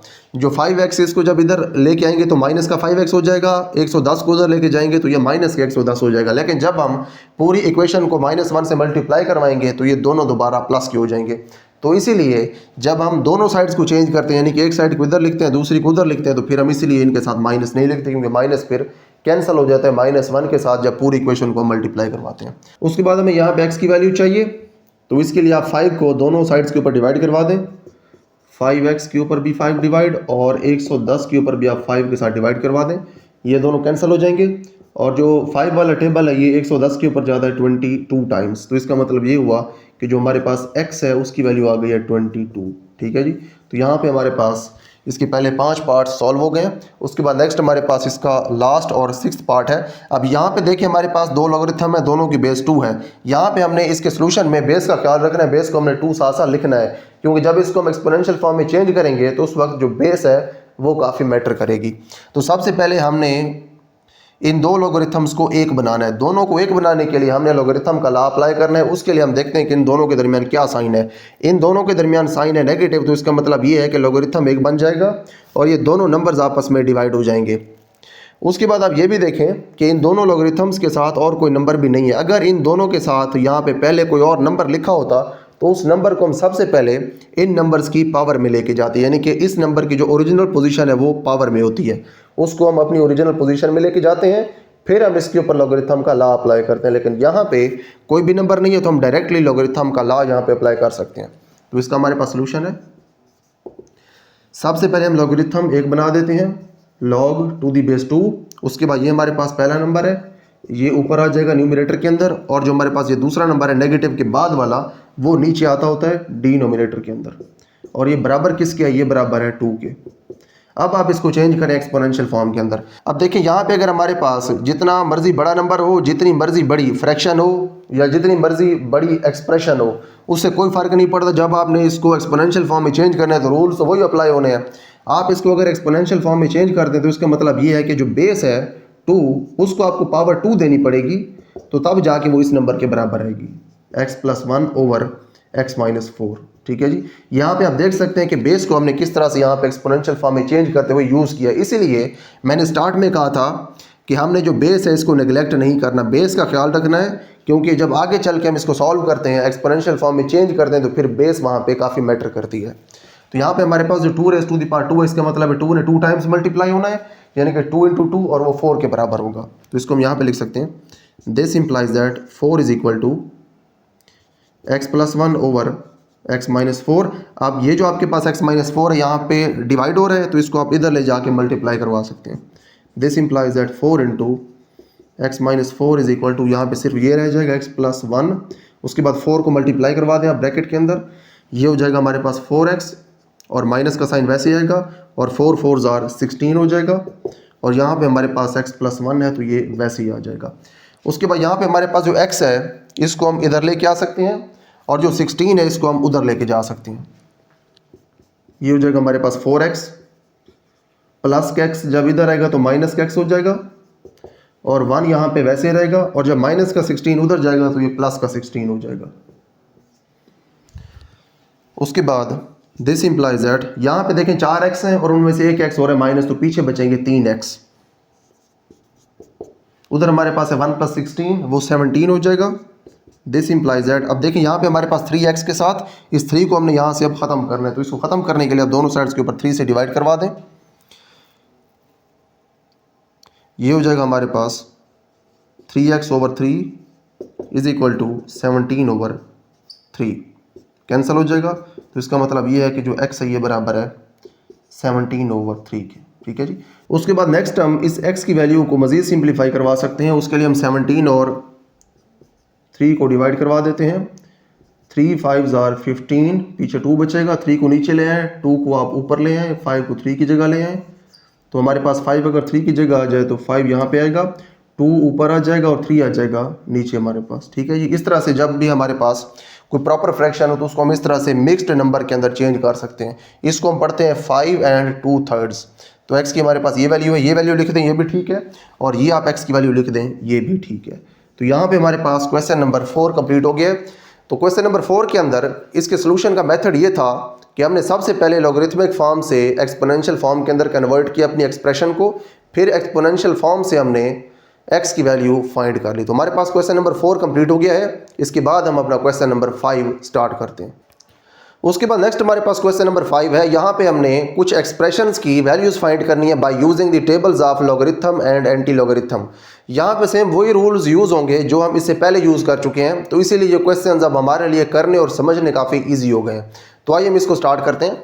यहाँ पे हमारे पास है question number 5, find values with the help of logarithm table. Logarithm के टेबल को यूज करके हमने वैल्यूज फाइंड करनी है।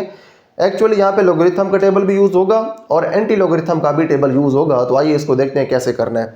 हमने अब इस एक्सप्रेशन की वैल्यू फाइंड करनी है with the help of logarithmic table.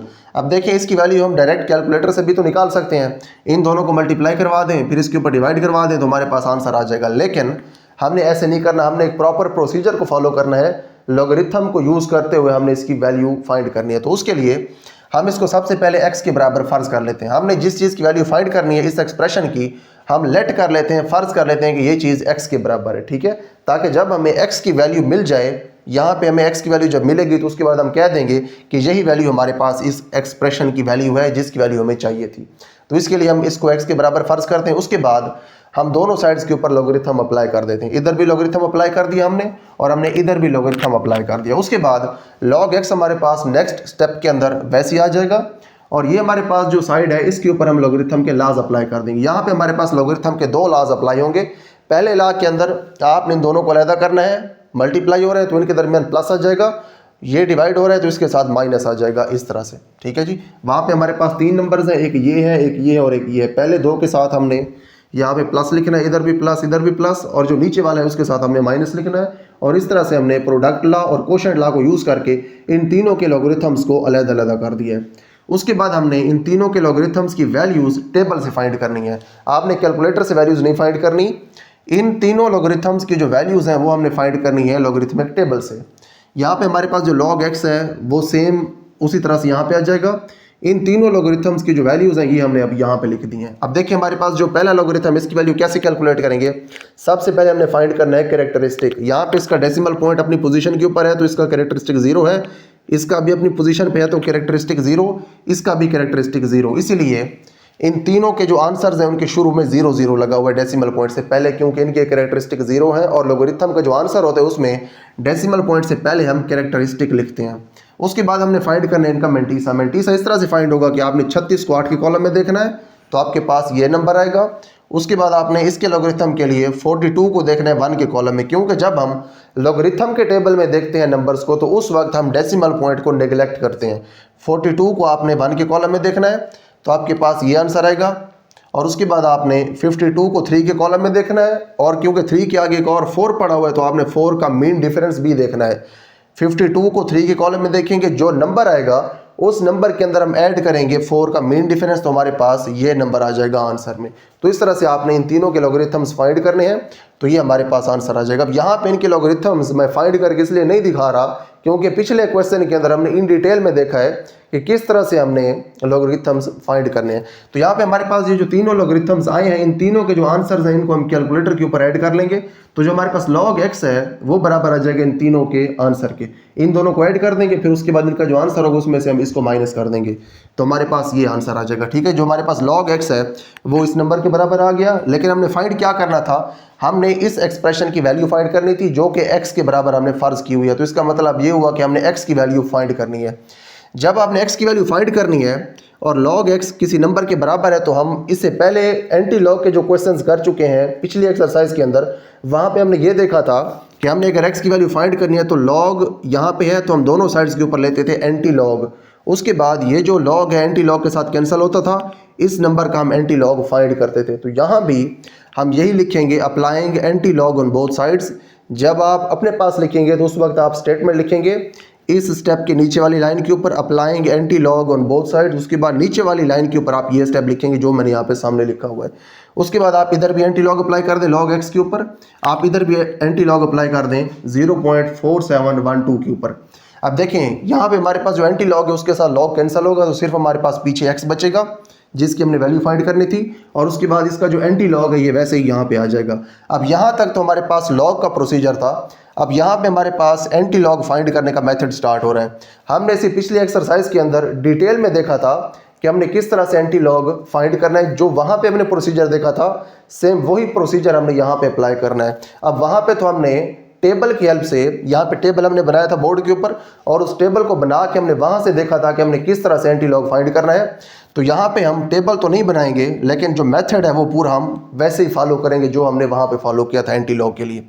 अब देखिए हमने यहाँ पे एंटी लॉग कैलकुलेट करना है 0.4712 का, तो उसके लिए सबसे पहला काम जो हमने करना होता है एंटी लॉग के अंदर, हमने कैरेक्टरिस्टिक और मेंटीसा को अलग अलग करना होता है। यहाँ पे देखें कौन सा नंबर है डेसिमल पॉइंट से पहले, यहाँ पे है 0, तो इसका मतलब ये हुआ कि ये जो हमारे पास नंबर है इसका कैरेक्टरिस्टिक 0 है, और उसके बाद जो इसका मेंटीसा है वो लिखा हुआ है। अब देखें एंटी लॉग आप जिस नंबर का लेते हैं वो असल में होता है लॉग। अब ये किसका लॉग है, देखें ये लॉग है हमारे पास x का, देखें x का लॉग है हमारे पास 0.4712। ये x का अगर लॉग है तो जब आप लॉग लेते हैं तो लॉग के अंदर एक मेंटीसा होता है यहाँ पे और इधर होता है कैरेक्टरिस्टिक। इसलिए मैंने ये कहा है कि ये क्योंकि एंटी लॉग है तो ये एक लॉगरिथम का एंटी लॉग है, तो लॉगरिथम के अंदर लाजमी तौर पे एक कैरेक्टरिस्टिक होता है और उसके साथ होता है मेंटीसा। तो एंटी लॉग फाइंड करने के लिए आपने सबसे पहले कैरेक्टरिस्टिक और मेंटीसा को अलग करना है। यहाँ पे 0 है तो इसका कैरेक्टरिस्टिक 0, और इसके बाद इसका जो डेसिमल वाला पार्ट है ये इसका है मेंटीसा। उसके बाद पहला स्टेप एंटी लॉग के लिए तो ये हो गया कि आपने कैरेक्टरिस्टिक और मेंटीसा को अलग किया।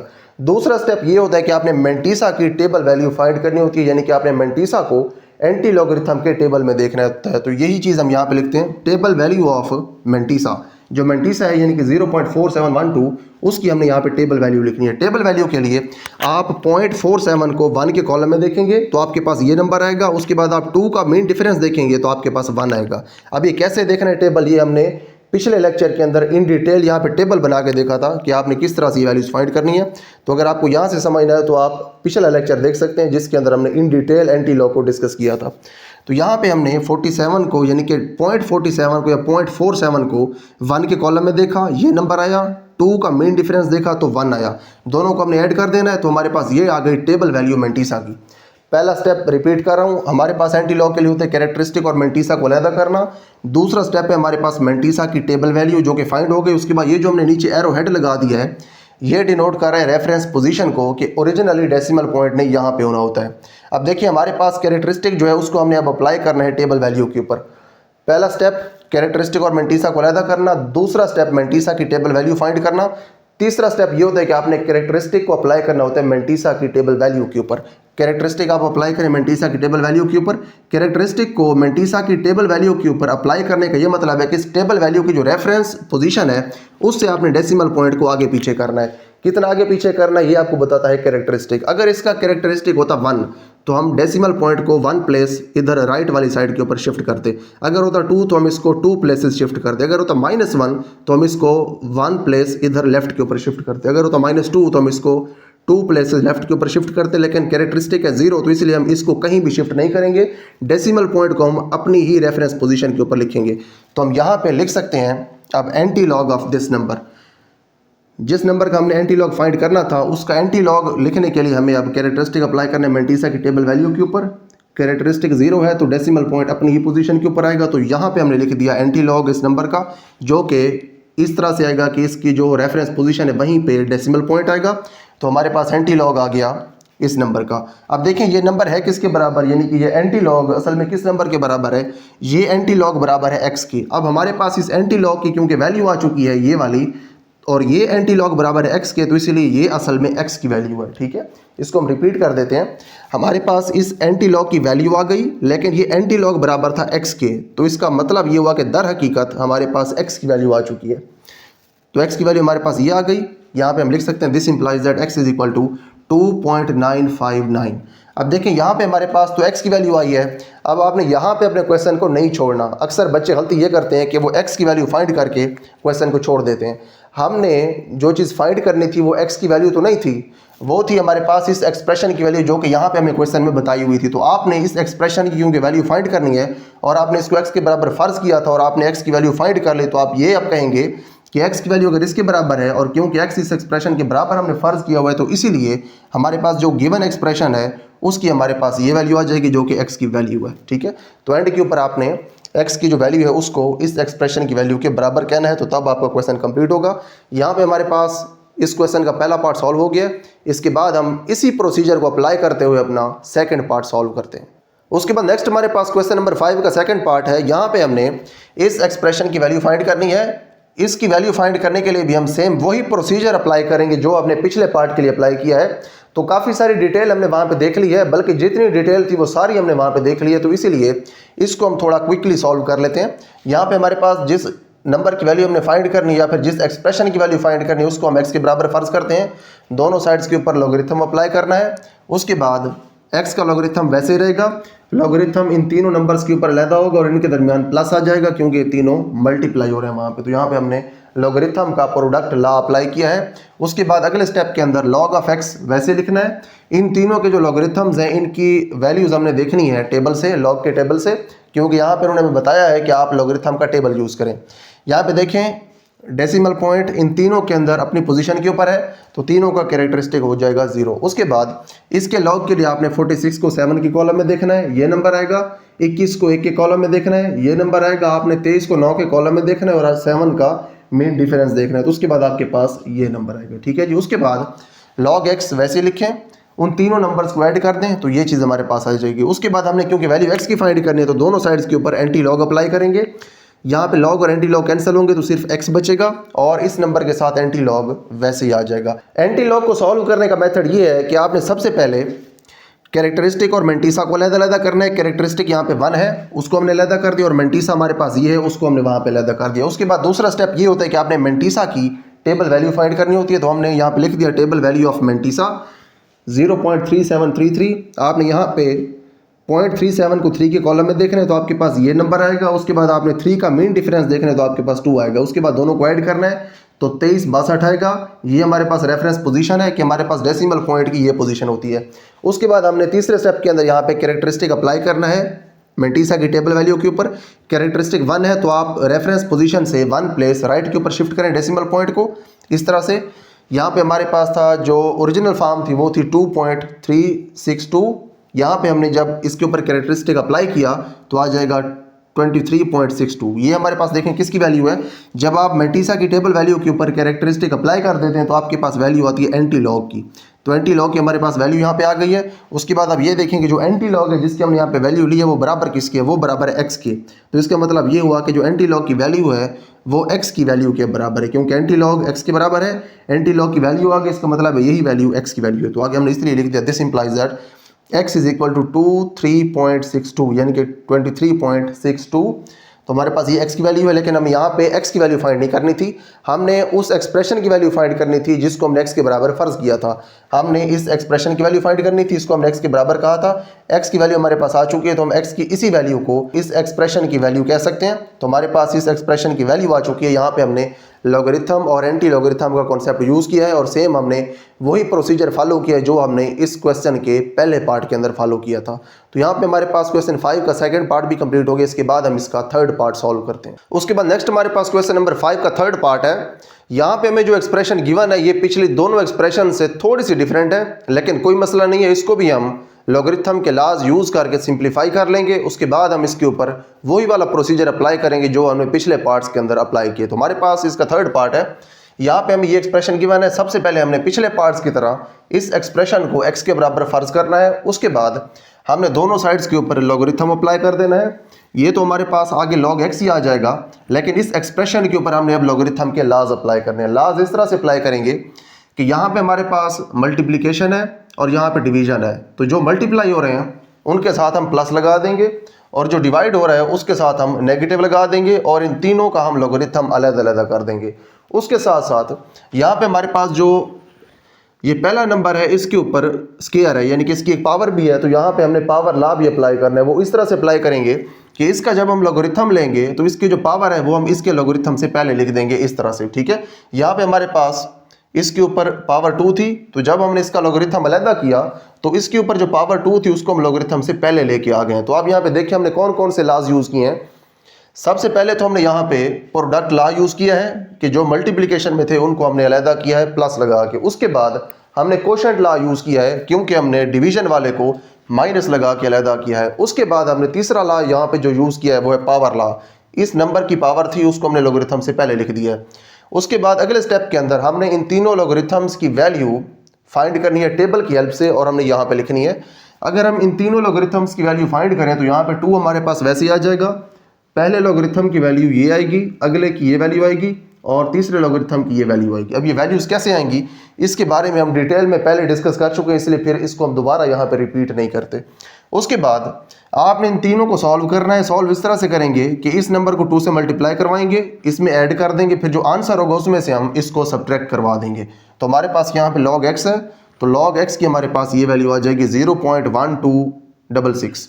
उसके बाद देखिए हमें चाहिए x, क्योंकि हमने इस एक्सप्रेशन की वैल्यू बतानी है और इस एक्सप्रेशन को हमने x के बराबर फर्ज किया हुआ है, तो हमने यहाँ से x की वैल्यू फाइंड करनी है, जो कि आगे जाके हमारे पास इस एक्सप्रेशन की वैल्यू बन जाएगी। ठीक है जी। तो अगर हमने यहाँ से x की वैल्यू फाइंड करनी है तो हमें यहाँ पे x को अकेला बचाना है, उसके लिए लॉगरिथम यहाँ से ख़त्म करना पड़ेगा। लॉगरिथम ख़त्म करने के लिए आप दोनों साइड्स के ऊपर एंटी लॉगरिथम अप्लाई करेंगे। इस तरह से एंटी लॉग अप्लाई कर देंगे आप log x के ऊपर, और आप एंटी लॉग अप्लाई कर देंगे इस नंबर के ऊपर।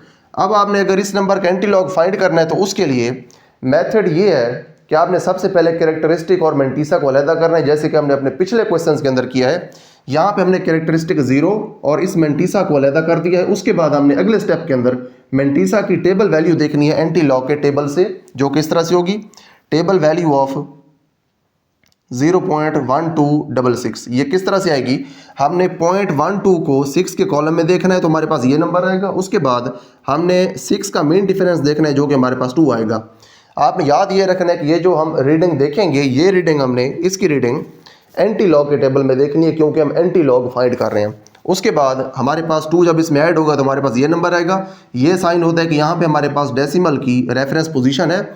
अब हमने तीसरे स्टेप के अंदर, अब तीसरा स्टेप भी किस तरह से है, पहले स्टेप के अंदर हमने कैरेक्टरिस्टिक और मेंटीसा को अलग किया, दूसरे स्टेप के अंदर हमने मेंटीसा की टेबल वैल्यू फाइंड की, और तीसरे स्टेप के अंदर हमने मेंटीसा की टेबल वैल्यू के ऊपर इस कैरेक्टरिस्टिक को अप्लाई करना है। अब देखें ये जो हमने दोनों अलहदा किए हैं कैरेक्टरिस्टिक और मेंटीसा, इन दोनों का कोई ना कोई यूज़ तो है।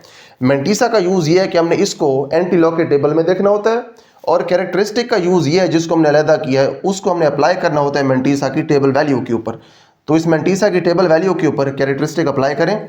कैरेक्टरिस्टिक हमारे पास है 0। कैरेक्टरिस्टिक क्योंकि 0 है तो हम डेसिमल पॉइंट को इसकी रेफरेंस पोजीशन से इधर उधर नहीं करेंगे, इसको हम वहीं पे रहने देंगे। तो हमारे पास एंटी लॉग आ जाएगा किस नंबर का, इसका हमारे पास एंटी लॉग है, क्योंकि हमने इसी नंबर के ऊपर एंटी लॉग अप्लाई किया था। तो एंटी लॉग अब यहाँ से कैलकुलेट होगा टेबल वैल्यू ऑफ मेंटीसा से। जब इसके ऊपर आप कैरेक्टरिस्टिक 0 अप्लाई करेंगे और डेसिमल पॉइंट को रेफरेंस पोजीशन से नहीं हिलाएंगे तो डेसिमल पॉइंट वहीं पे आएगा जहाँ पे आना चाहिए, और ये एंटी लॉग आ जाएगा हमारे पास इस नंबर का जिससे आपने स्टार्ट लिया था। तो आप देखें इसका एंटी लॉग है किसके बराबर, यहाँ से देखते हैं इस लाइन से। अब इसका जो एंटी लॉग है वो बराबर है anti log of log x के। अब एंटी लॉग और log x आपस में कैंसिल होंगे और पीछे सिर्फ x बचेगा। ठीक है, जो x का log है वो और एंटी लॉग ये दोनों कैंसिल हो जाएंगे और पीछे x बचेगा। x हमने यहाँ पे लिख दिया, और ये वाली जो हमारे पास साइड है इसकी वैल्यू हमारे पास यहाँ पे आ गई है। ठीक है, दोबारा इसको रिपीट कर देते हैं। एंटी लॉग और log ख़त्म होंगे तो x बचेगा, वो यहाँ पे आ जाएगा, और उसके बाद ये साइड यहाँ पे आनी थी, लेकिन इस साइड की हमारे पास वैल्यू आ चुकी है ये वाली, तो फिर ये वैल्यू हम लिख देंगे x के बराबर। अब देखिए हमारे पास x की वैल्यू आ गई है। x किसके बराबर हमने फ़र्ज़ किया हुआ है, हमने x स्टार्ट में फ़र्ज़ किया था उस एक्सप्रेशन के बराबर जिसकी हमने वैल्यू फाइंड करनी थी। तो हमारे पास अगर x की वैल्यू आ गई तो इसका मतलब ये कि वही वैल्यू इस एक्सप्रेशन की भी वैल्यू है। तो यहाँ से हम आगे लिख सकते हैं दिस इंप्लाइज दैट, क्योंकि x उस एक्सप्रेशन के बराबर है तो इसीलिए ये जो हमारे पास वैल्यू है ये इस एक्सप्रेशन की भी वैल्यू है। तो आपने इन क्वेश्चंस को यहाँ पे नहीं छोड़ना कि आप सिर्फ x की वैल्यू फाइंड करके इसको ख़त्म कर दें। आपने ये दिखाना है कि x की जो वैल्यू है वो असल में हमारी रिक्वायर्ड एक्सप्रेशन की वैल्यू है। यहाँ तक करेंगे तो फिर हमारे पास क्वेश्चन ख़त्म होगा। तो यहाँ पे हमारे पास क्वेश्चन 5 का थर्ड पार्ट कंप्लीट हो गया है। इसके बाद हम इस क्वेश्चन 5 का लास्ट पार्ट सॉल्व करते हैं। उसके बाद नेक्स्ट हमारे पास क्वेश्चन नंबर 5 का लास्ट पार्ट है। ये वाली जो एक्सप्रेशन है जो इस पार्ट के अंदर, ये भी पिछले पार्ट वाले एक्सप्रेशन के साथ काफ़ी मिलती जुलती है, तो इसको हम देखते हैं। यहाँ पे हमारे पास ये एक्सप्रेशन है पार्ट 4 के अंदर। सबसे पहले हमने वही काम करना है कि हमने इसको x के बराबर फर्ज करना है, let x is equal to this expression. उसके बाद हमने दोनों साइड्स के ऊपर लॉगरिथम अप्लाई करना है इस तरह से, और उसके बाद नेक्स्ट स्टेप के अंदर log x तो वैसे ही आएगा। यहाँ पे हमने अब लॉगरिथम के लाज अप्लाई करने हैं। सबसे पहले प्रोडक्ट लॉ को अप्लाई करके इन दोनों को अलहदा करेंगे, दरमियान में प्लस लगाएंगे। उसके बाद कोशेंट लॉ अप्लाई करके डिवीजन वाले को अलहदा करके यहाँ पे लिखेंगे और इसके लॉग के साथ हम माइनस लगाएंगे। उसके बाद हमने यहाँ पे एक काम और किया है कि यहाँ पे स्टार्ट के अंदर जो एक्सप्रेशन थी इसमें हमारे पास था क्यूब रूट, तो हमने यहाँ पे क्यूब रूट वैसे लिखा। जब हमने दोनों साइड्स के ऊपर लॉगरिथम अप्लाई किया तो इस इंडेक्स 3 की वजह से हमने पावर यहाँ पे 1/3 लगाई है। हम ये जानते हैं कि अगर इंडेक्स 3 हो रूट का, तो उसके बाद जो हमारे पास पावर होती है वो 1/3 होती है। तो उसके बाद यहाँ पे क्योंकि हमारे पास पावर थी तो प्रोडक्ट लॉ और कोशेंट लॉ के बाद हमने यहाँ पे पावर लॉ भी अप्लाई किया है, क्योंकि इस पावर को हमने इस नंबर के लॉगरिथम से पहले लिख दिया है। ठीक है, तो यहाँ पे हमारे पास 3 लॉज यूज हुए हैं, प्रोडक्ट लॉ, कोशेंट लॉ और पावर लॉ। उसके बाद हमने अगले स्टेप के अंदर log x को वैसे लिखना है, और ये जो हमारे पास 3 लॉगरिथम्स हैं इनकी हमने वैल्यू फाइंड करनी है लॉगरिथम के टेबल से, और हमने यहाँ पे इनकी ये वैल्यूज लिख देनी है। ठीक है, ये वैल्यूज वो हैं जो कि लॉगरिथम के टेबल में। आपने भी जब इस तरह के क्वेश्चन सॉल्व करने हैं तो इनकी वैल्यूज आपने कैलकुलेटर से नहीं देखनी, आपने इनकी वैल्यूज लॉगरिथम के टेबल से देखनी है। तो हमारे पास यहाँ पे इन तीनों लॉगरिथम्स की वैल्यूज आ चुकी हैं, हमने इनको सॉल्व करना है। सॉल्व इस तरह से करेंगे कि आप इसको इससे डिवाइड करवा देंगे 3 से, इसको लिखेंगे आप कैलकुलेटर में, उसके बाद डिवीजन का बटन दबाएंगे और फिर आप 3 लिख देंगे, तो इसका आंसर आएगा। उसके बाद इसके आंसर को आप इसमें ऐड करेंगे और यहाँ से जो आपको टोटल आंसर मिलेगा उसको आप यहीं पे लिखेंगे और इस नंबर को आप उस आंसर में से सब्ट्रैक्ट कर देंगे। ठीक है, तो इस तरह से आपके पास जो ये वाला log x है इसको कैलकुलेट करने के बाद ये वाली टोटल वैल्यू आ जाएगी। This value is 1.1527। उसके बाद आपने यहाँ से x की वैल्यू फाइंड करनी है, क्योंकि आपने इस एक्सप्रेशन की वैल्यू बतानी है जो कि x के बराबर है, तो दर हकीकत आपने x की वैल्यू बतानी है। x की वैल्यू बताने के लिए हमें सिर्फ यहाँ पे x चाहिए, हमें यहाँ पे log नहीं चाहिए। तो उसके लिए क्योंकि हमने ये log खत्म करना है तो हमने दोनों साइड्स के ऊपर अब एंटी log अप्लाई करना है। तो इस तरह से हम दोनों साइड्स के ऊपर एंटी log अप्लाई करेंगे, log x के ऊपर भी और इस नंबर के ऊपर भी, क्योंकि एक साइड के ऊपर तो हम एंटी log अप्लाई कर नहीं सकते, दोनों साइड्स के ऊपर करना है। तो इसीलिए यहाँ से हमारे पास एंटी log और log खत्म होंगे, सिर्फ x बचेगा इस तरह से, और ये एंटी log हमारे पास वैसे ही आ जाएगा। अब हमने इस नंबर का एंटी log कैलकुलेट करना है। हम वही स्टेप्स अब यहाँ पे यूज़ करेंगे एंटी log के लिए जो कि हम अब तक करते आ रहे हैं। सबसे पहले हम कैरेक्टरिस्टिक और मैंटीसा को अलहदा करते हैं। कैरेक्टरिस्टिक यहाँ पे 1 है और ये हमारे पास है मैंटीसा, तो इन दोनों को अलहदा करते हैं। कैरेक्टरिस्टिक हमारे पास है 1, देखिए यहाँ पे 1 है, 0 लिख दिया हमने गलती से, आप इसको 1 करें। Characteristic is 1। उसके बाद हमारे पास जो मैंटीसा है ये है 0.1527, क्योंकि 1 जब अलहदा हो गया तो पीछे बचेगा 0.1527। ये हमारे पास मैंटीसा है। पहला स्टेप हो गया। पहले स्टेप के अंदर हम कैरेक्टरिस्टिक और मैंटीसा को अलहदा करते हैं। दूसरे स्टेप के अंदर हम मैंटीसा की टेबल वैल्यू देखते हैं एंटी लॉगरिथम के टेबल से। तो यहाँ पे हमारे पास है टेबल वैल्यू ऑफ मैंटीसा। इसकी टेबल वैल्यू देखने के लिए हमने देखें क्या किया, हमने सबसे पहले 15 को 2 के कॉलम में देखा, और ये सिर्फ 15 नहीं है, ये 0.15 है, ये डेसिमल पॉइंट भी साथ आता है एंटी लॉगरिथम के टेबल में। 0.15 को हमने 2 के कॉलम में देखा और उसके बाद 7 का मीन डिफरेंस देखा और फिर उन दोनों को हमने ऐड कर दिया, तो हमारे पास ये आंसर आ गया 1421। ठीक है जी, तो इस तरह से हमारे पास आंसर आएगा। लेकिन यहाँ पे हमारे पास ये जो रेफरेंस पोजीशन है ये अब यहाँ पे चेंज होगी। ये इस तरह से चेंज होगी कि ओरिजिनली तो डेसिमल पॉइंट ने यहाँ पे आना होता है अपनी रेफरेंस पोजीशन के ऊपर अगर हमारे पास कैरेक्टरिस्टिक हो 0। यहाँ पे हमारे पास कैरेक्टरिस्टिक 0 नहीं है, यहाँ पे हमारे पास कैरेक्टरिस्टिक है 1। अगर कैरेक्टरिस्टिक 1 है तो डेसिमल पॉइंट को इस रेफरेंस पोजीशन से एक प्लेस हमें इधर शिफ्ट करवाना है राइट के ऊपर। तो हमने यहाँ पे यही काम किया आगे। यहाँ पे हमने डेसिमल पॉइंट को रेफरेंस पोजीशन से एक प्लेस राइट के ऊपर शिफ्ट करवाया, तो हमारे पास ये वैल्यू आ गई एंटी लॉगरिथम की। अब देखें यहाँ पे हमने ये डेसिमल पॉइंट को राइट के ऊपर शिफ्ट करवाया है, इसे हम कहते हैं कि हमने यहाँ पे कैरेक्टरिस्टिक अप्लाई कर दिया है। अब देखें कैरेक्टरिस्टिक यहाँ पे हमने जब अप्लाई किया तो ये हमारे पास है टोटल 3रा स्टेप। पहला स्टेप था कैरेक्टरिस्टिक और मैंटीसा को अलहदा करना इस नंबर से, दूसरा स्टेप था टेबल वैल्यू कैलकुलेट करना मैंटीसा की, और तीसरा स्टेप हमारे पास होता है जब हम मैंटीसा की टेबल वैल्यू के ऊपर इस कैरेक्टरिस्टिक को अप्लाई करते हैं। ये कैरेक्टरिस्टिक हमारे पास है 1, इसको जब हम अप्लाई करेंगे टेबल वैल्यू के ऊपर तो डेसिमल पॉइंट एक प्लेस आगे शिफ्ट हो जाएगा इस तरह से। तो ये हमारे पास जो वैल्यू आई है ये हमारे पास anti log of this number की वैल्यू है। तो हमारे पास इस नंबर का एंटी लॉग आ गया। अब देखें इस नंबर का जो एंटी लॉग है ये है किसके बराबर, यहाँ पे लिखा हुआ है x बराबर है इस नंबर के एंटी लॉग के। अब इस नंबर का हमारे पास एंटी लॉग आ चुका है, यानी कि हमारे पास x की वैल्यू आ चुकी है। तो हमारे पास इस नंबर का एंटी लॉग आ गया, क्योंकि ये नंबर अब x के बराबर है, यानी कि इसका जो एंटी लॉग है वो क्योंकि x के बराबर है तो इसीलिए ये वैल्यू असल में x की वैल्यू है। तो x की वैल्यू हमारे पास आ गई 14.21, यानी कि 14.21। उसके बाद हमने स्टार्ट में क्या फ़र्ज़ किया था, हमने ये फ़र्ज़ किया था कि जो x है वो हमारे पास इस एक्सप्रेशन के बराबर है जिसकी हमने वैल्यू बतानी है। तो क्योंकि x की वैल्यू हमारे पास आ चुकी है तो इसका मतलब ये है कि उस एक्सप्रेशन की वैल्यू जिसकी वैल्यू हमने फाइंड करनी थी वो x के क्योंकि बराबर है, तो x वाली वैल्यू ही उसी एक्सप्रेशन की वैल्यू है। तो हमने x की जो वैल्यू कैलकुलेट की वही वैल्यू हमने लिख दी अपनी रिक्वायर्ड एक्सप्रेशन के सामने कि हमारी जो रिक्वायर्ड एक्सप्रेशन है उसकी ये वैल्यू बनती है। आपने यहाँ पे ये ख्याल करना है, दोबारा इसको मैं रिपीट कर रहा हूँ कि आपने सवाल यहाँ पे ख़त्म नहीं करना कि आप x की वैल्यू फाइंड करके सवाल को ख़त्म कर दें। सवाल हमसे ये पूछा हुआ है कि आप वैल्यू बताएं इस एक्सप्रेशन की। अक्सर बच्चे ये गलती करते हैं कि यहाँ पे वो x की वैल्यू कैलकुलेट करके इसको यहीं पे छोड़ देते हैं।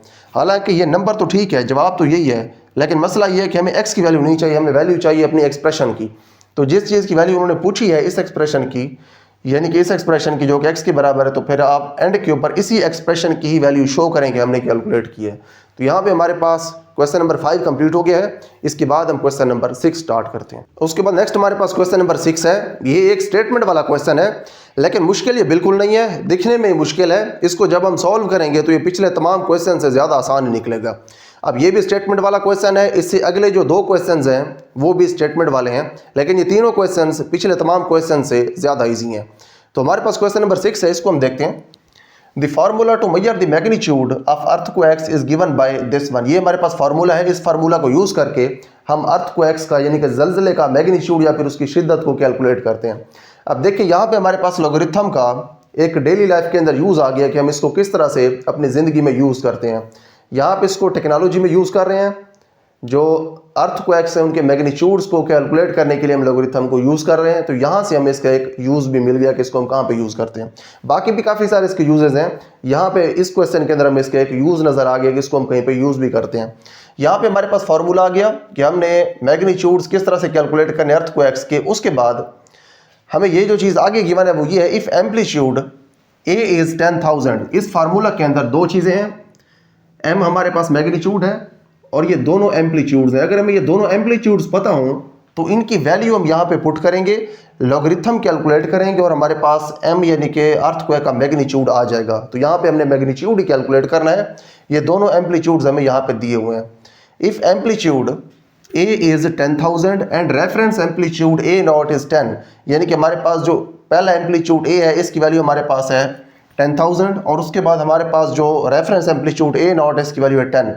तो उसके बाद हमने करना क्या है, what is the magnitude of the earthquake. आपने इन दोनों चीज़ों को यूज़ करके, यानी कि जो दोनों रीडिंग्स हैं रेफरेंस एम्पलीट्यूड की और एम्पलीट्यूड की, यूज़ करके आपने अर्थक्वेक का मैग्नीट्यूड बताना है। अब देखिए यहाँ पे बाकी पूरा जो क्वेश्चन है ये मैंने रेड कलर के अंदर लिखा हुआ है, 3 चीज़ें सिर्फ यहाँ पे ब्लैक हैं। ये सिर्फ 3 चीज़ें इसलिए ब्लैक हैं, इस पूरे क्वेश्चन के अंदर ये 3 चीज़ें ही यूज़ होनी है। हमारे पास फार्मूला है, इसको यूज़ करके हमने मैग्नीट्यूड बताना है। इसके अंदर सिर्फ 2 चीज़ें हैं, एक ही हमारे पास ये वैल्यू है 10,000 और जो ए नॉट है इसकी हमारे पास ये वैल्यू है। ये दोनों वैल्यूज़ हमने फार्मूला के अंदर पुट करनी है और हमारे पास मैग्नीट्यूड आ जाएगा। तो आइए हम इसको स्टार्ट करते हैं। Here is our solution. सबसे पहले हमारे पास वैल्यू है ए की, यहाँ पे लिखते हैं as given a is equal to 10,000 और उसके बाद हमारे पास वैल्यू है ए नॉट की। ए नॉट की वैल्यू हमारे पास है 10। उसके बाद हमने मैग्नीट्यूड फाइंड करना है, तो यहाँ पे हम लिख देते हैं मैग्नीट्यूड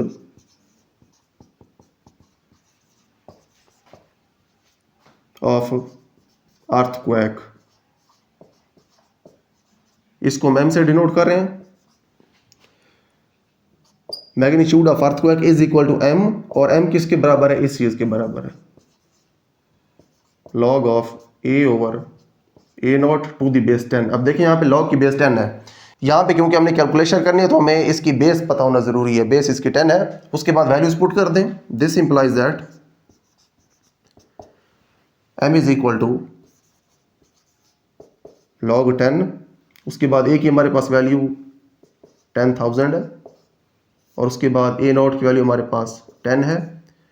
एक जीरो के साथ इसकी एक जीरो कैंसिल होगी तो पीछे हमारे पास बचेगा 1,000। This is equal to log of 1,000 to the base 10। उसके बाद जो हमारे पास 1,000, इसको हम इस तरह से लिख सकते हैं, this implies that m is equal to log of 10 into 10 into 10। ठीक है जी, इस तरह से हम 1,000 को लिख सकते हैं। 3 जीरोज हैं, मल्टीप्लाई होकर ये हमारे पास वापस 1,000 आ जाएगा। और उसके बाद हमारे पास नीचे 10 है, डिनोमिनेटर तो पहले ख़त्म हो गए तो ये लिखने की ज़रूरत नहीं है। उसके बाद ब्रैकेट लगा दें, this is equal to log base 10 लिखें। अब देखें 10 यहाँ पे 3 टाइम्स मल्टीप्लाई हो रहा है तो यहाँ पे 10 की पावर हमारे पास 3 आ जाएगी।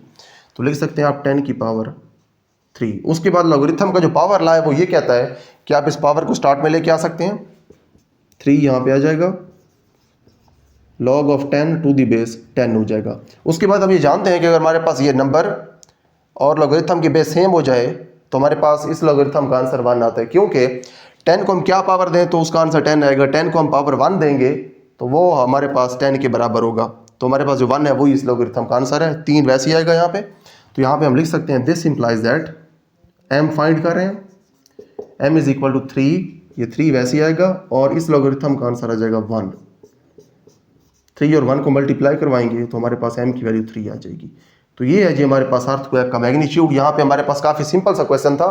इस क्वेश्चन के अंदर 3 ही चीज़ें थी, स्टेटमेंट काफ़ी बड़ी थी, जिनको मैंने ब्लैक कलर के अंदर लिखा है वही 3 चीज़ें हमने यूज़ करनी थी। 2 हमारे पास वैल्यूज़ थी, हमने यहाँ पे पुट की हैं और हमने सिंपली यहाँ पे लॉगरिथम कैलकुलेट कर लिया, तो हमारे पास रिक्वायर्ड मैग्नीट्यूड आ गया अर्थक्वेक का। तो हमारे पास क्वेश्चन नंबर 6 कंप्लीट हो गया। इसके बाद हम क्वेश्चन नंबर 7 को सॉल्व करते हैं। उसके बाद नेक्स्ट हमारे पास क्वेश्चन नंबर 7 है। यहाँ पे भी हमने सेम वही प्रोसीजर अप्लाई करना है जो हमने क्वेश्चन नंबर 6 के अंदर अप्लाई किया था। तो आइए इसको हम स्टार्ट करते हैं। Abdullah invested Rs 1 lakh in a saving scheme and gains interest at the rate of 5% per annum, so that the total value of this investment after T years is Rs Y. Abdullah ने एक saving scheme के अंदर 1 लाख रुपए invest किए और सालाना उसको 5% interest मिलता है, और उसके बाद जो टोटल उसकी वैल्यू है इस इन्वेस्टमेंट की T सालों के बाद वो Y रुपए हो जाती है। ठीक है जी। अब ये पूरी जो स्टेटमेंट है लग मुश्किल रही है, लेकिन इसका जो सोल्यूशन है यहाँ पे वो पिछले क्वेश्चन की तरह काफ़ी इजी है, क्योंकि इसके अंदर भी सिर्फ 2-3 ही चीज़ें हैं जो कि हमने सोल्यूशन के लिए यूज़ करनी है। अब देखिए यहाँ पे उसकी टोटल जो इन्वेस्टमेंट है सिर्फ वो आप देख लें, ये हमारे काम की है, 1 लाख रुपए है। ये 5% जो लिखा हुआ ये हमारे काम का नहीं है, और ये जो आगे लाइन लिखी हुई है ये भी हमारे काम की नहीं है। बस हमारे काम का ये formula, this is modelled by an equation, यानी कि इस पूरी चीज़ को हमने इस इक्वेशन की हेल्प से मॉडल कर दिया। मॉडल करने का ये मतलब है कि यहाँ से हमें वैल्यू मिल जाएगी वो वाली जो कि T सालों के बाद उसकी टोटल इन्वेस्टमेंट होगी। यहाँ पे जो फार्मूला है इसको ज़रा देख लें। इसके अंदर उसकी इनिशियल इन्वेस्टमेंट है 1.05 और इसकी पावर है T वो टाइम है, जितना टाइम गुजरता जाएगा वो हमने यहाँ पे पुट करना है और हमारे पास वो अमाउंट आती जाएगी जो कि उसकी इन्वेस्टमेंट आगे बढ़ती जाएगी, वो हमारे पास यहाँ पे आती जाएगी। तो एक हमारे पास 1 लाख रुपए काम के थे जो कि हमने यहाँ पे पुट कर दिए, वो अब फ्री हो गए, वो हमने अब आगे यूज़ नहीं करने। उसके बाद हमारे पास ये फार्मूला आ गया जिसको हमने आगे यूज़ करना है, वो क्योंकि अब यहाँ पे आ गए हमारे पास इनिशियल इन्वेस्टमेंट, तो इनिशियल इन्वेस्टमेंट को जब हमने आगे डबल करना होगा तो फिर हम उसको यहीं से ही देख लेंगे। अच्छा, उसके बाद ये हमारे पास फार्मूला है, find after how many years the investment will be double. आप ये फाइंड करेंगे कितने सालों के बाद ये इन्वेस्टमेंट डबल हो जाएगी। अब यहाँ पे सिर्फ 2 चीज़ों का रोल है। पहली चीज़ ये टाइम, हमने ये फाइंड करना है कितने सालों के बाद डबल होगी। डबल क्या चीज़ होगी, ये अमाउंट, Y कब डबल होगा, Y की डबल वैल्यू है क्या, पहले हमें ये पता हो। Y की डबल वैल्यू जो होती है वो हमने यहाँ पे पुट करनी है, उसके बाद हम T फाइंड कर लेंगे। Y की डबल वैल्यू के लिए हमें Y की सिंगल वैल्यू चाहिए। सिंगल वैल्यू भी यहीं पे लिखी हुई है 1 लाख रुपए, क्योंकि उसने इनिशियली जो इन्वेस्ट किए थे वो हमने यहाँ पे लिख दिए 1 लाख। ये 1 लाख डबल होना है, ये 1 लाख जब डबल होगा तो ये हो जाएगा 2 लाख। हमने अभी फाइंड करना है कि 1 लाख 2 लाख में कितने सालों के बाद कन्वर्ट होगा। तो इसको हम स्टार्ट करते हैं। As given Y is equal to this one, हमारे पास जो इक्वेशन है जो इन्वेस्टमेंट के बारे में बताती है कि कितनी इन्वेस्टमेंट हो गई है कितने सालों के बाद, वो ये इक्वेशन है। और उसके बाद Y की वैल्यू जो है हमारे पास वो भी गिवन है। हमने क्या फाइंड करना है कि कितने सालों के बाद इन्वेस्टमेंट डबल होगी। इन्वेस्टमेंट हमारे पास ये है 1 लाख, हमने इसके बारे में फाइंड करना है कि कितने सालों के बाद होगी डबल। तो डबल इन्वेस्टमेंट होगी 2 लाख, यानी कि Y की वैल्यू हमने यहाँ पे 2 लाख पुट करनी है। Y की वैल्यू अब यहाँ पे 2 लाख पुट कर दें, बाकी चीज़ वैसे लिखें। उसके बाद 1 लाख को इधर ले जाके आप डिवाइड करवा दें, कैंसिल हो जाएगा। कितने टाइम्स कैंसिल होगा, ये इसको 2 टाइम्स डिवाइड करेगा, तो यहाँ पे हमारे पास 2 आ जाएगा। उसके बाद आपने यहाँ पे लॉगरिथम अप्लाई कर देना, क्योंकि हमने यहाँ पे T फाइंड करना है, तो पावर लॉ अप्लाई करके हम T को स्टार्ट में ले आएंगे। दोनों साइड्स के ऊपर आप लॉगरिथम अप्लाई करें, तो उसके बाद पावर लॉ अप्लाई करके T को हम यहाँ पे स्टार्ट में ले आए। उसके बाद आप 2 का लॉगरिथम फाइंड करें, लॉगरिथम के टेबल से या फिर कैलकुलेटर से भी कर सकते हैं। तो हमारे पास ये आएगा 2 का लॉगरिथम, उसके बाद T वैसे ही आएगा और इस नंबर का लॉगरिथम हमारे पास ये आ जाएगा। उसके बाद T को आप यहीं पर रहने दें, इसको उधर ले जाके आप डिवाइड करवा देंगे। जब ये उधर जाके डिवाइड होगा तो फिर T हमारा इस फॉर्म के अंदर आ जाएगा, और जब आप इसको कैलकुलेटर के ऊपर डिवाइड करवाएंगे तो कैलकुलेटर आपको ये आंसर देगा। यहाँ पे आपको जो आंसर मिला वो हमने अप्रॉक्सीमेट लिख दिया है, आगे भी इसके नंबर से उनको हमने राउंड ऑफ कर दिया है, तो हमने इसीलिए यहाँ पे अप्रॉक्सीमेट का साइन डाला है, इक्वल का साइन नहीं डाला। अब देखिए यहाँ पे हमारे पास जो टाइम निकला है वो किस यूनिट में निकला है, सेकंड में निकला है, मिनट में निकला है, दिनों में निकला है या सालों में निकला है। टाइम हमारे पास निकला है सालों के अंदर, क्योंकि यहाँ पर उन्होंने हमसे पूछा ही सालों के अंदर था, तो इसलिए हमने इसको आगे मजीद राउंड ऑफ करना है। ये जो 13.62 है ये किसके करीब, तो ये ज़्यादा 14 के करीब है, तो इसलिए इसको हम 14 लिख सकते हैं। तो टी की वैल्यू आगे 14। अब ये टी है क्या, टी वो टाइम है जिसके अंदर हमारे पास ये इन्वेस्टमेंट हमें मिलती है। इन्वेस्टमेंट देखें हमें कितनी मिली, इन्वेस्टमेंट हमें मिली 2 लाख, जो कि 1 लाख का है डबल, यानी कि इतने टाइम के अंदर हमारी इन्वेस्टमेंट हो गई डबल। वो टाइम कितना है, एंड के ऊपर हमने कैलकुलेट कर लिया 14 साल, इसलिए हम आगे लिख सकते हैं hence investment will be double in 14 years. तो इसीलिए 14 सालों के अंदर इन्वेस्टमेंट डबल हो जाएगी। यहाँ पे हमारे पास इस क्वेश्चन के अंदर सिर्फ 2 ही चीज़ें हमने यूज़ की हैं, एक इनिशियल इन्वेस्टमेंट और उसके बाद एक हमने फार्मूला यूज़ किया है।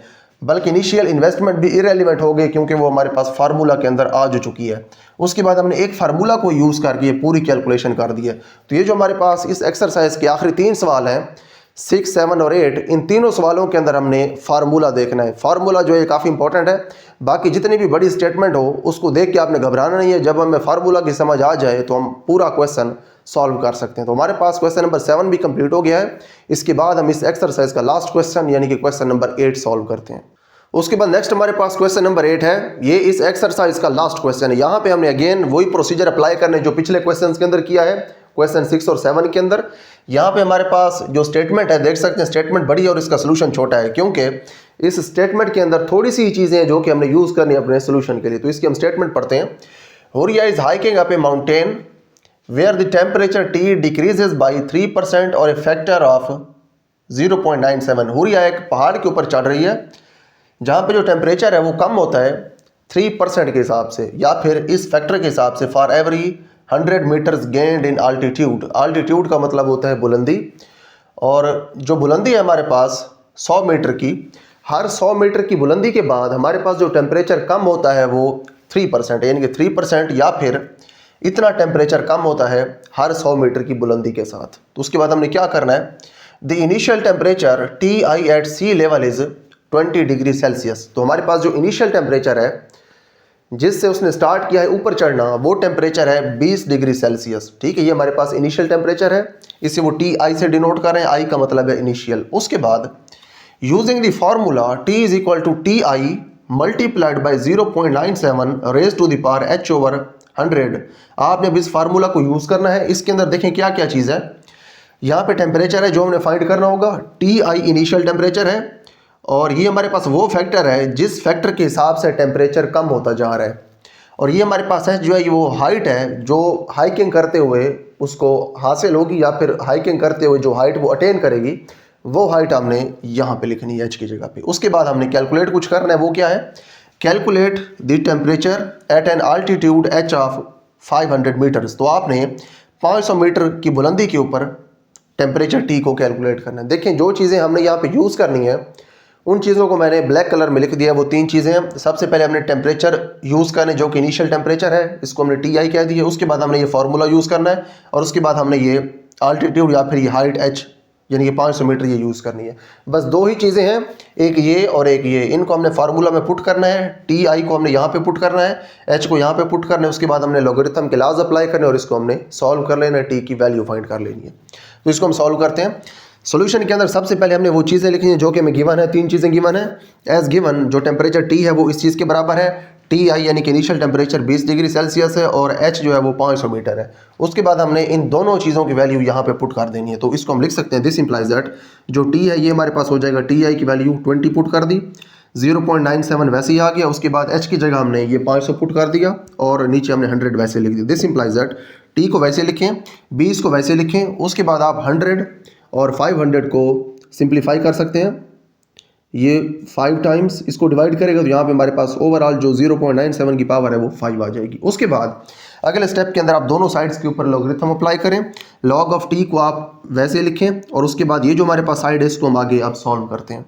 यहाँ पे हम लॉगरिथम का पहला लॉ यूज़ करेंगे, प्रोडक्ट लॉ यहाँ पे हम यूज़ करेंगे। प्रोडक्ट लॉ का ये मतलब है कि लॉगरिथम दोनों का अलग-अलग होगा और दरमियान में प्लस आएगा। उसके बाद हमने यहाँ पे एक और भी लॉ यूज़ करना है जिसे हम पावर लॉ कहते हैं। पावर लॉ का ये मतलब है कि जब इसका लॉगरिथम हम अलहदा करेंगे, यहाँ पे 0.97 के ऊपर पावर 5 भी तो है, लेकिन हमने क्या किया, पावर लॉ को यूज़ करते हुए इसकी पावर को हम स्टार्ट में ले आए, 5 को इधर। उसके बाद अगले स्टेप में हमने इन दोनों के लॉगरिथम्स की वैल्यू लिख दी है।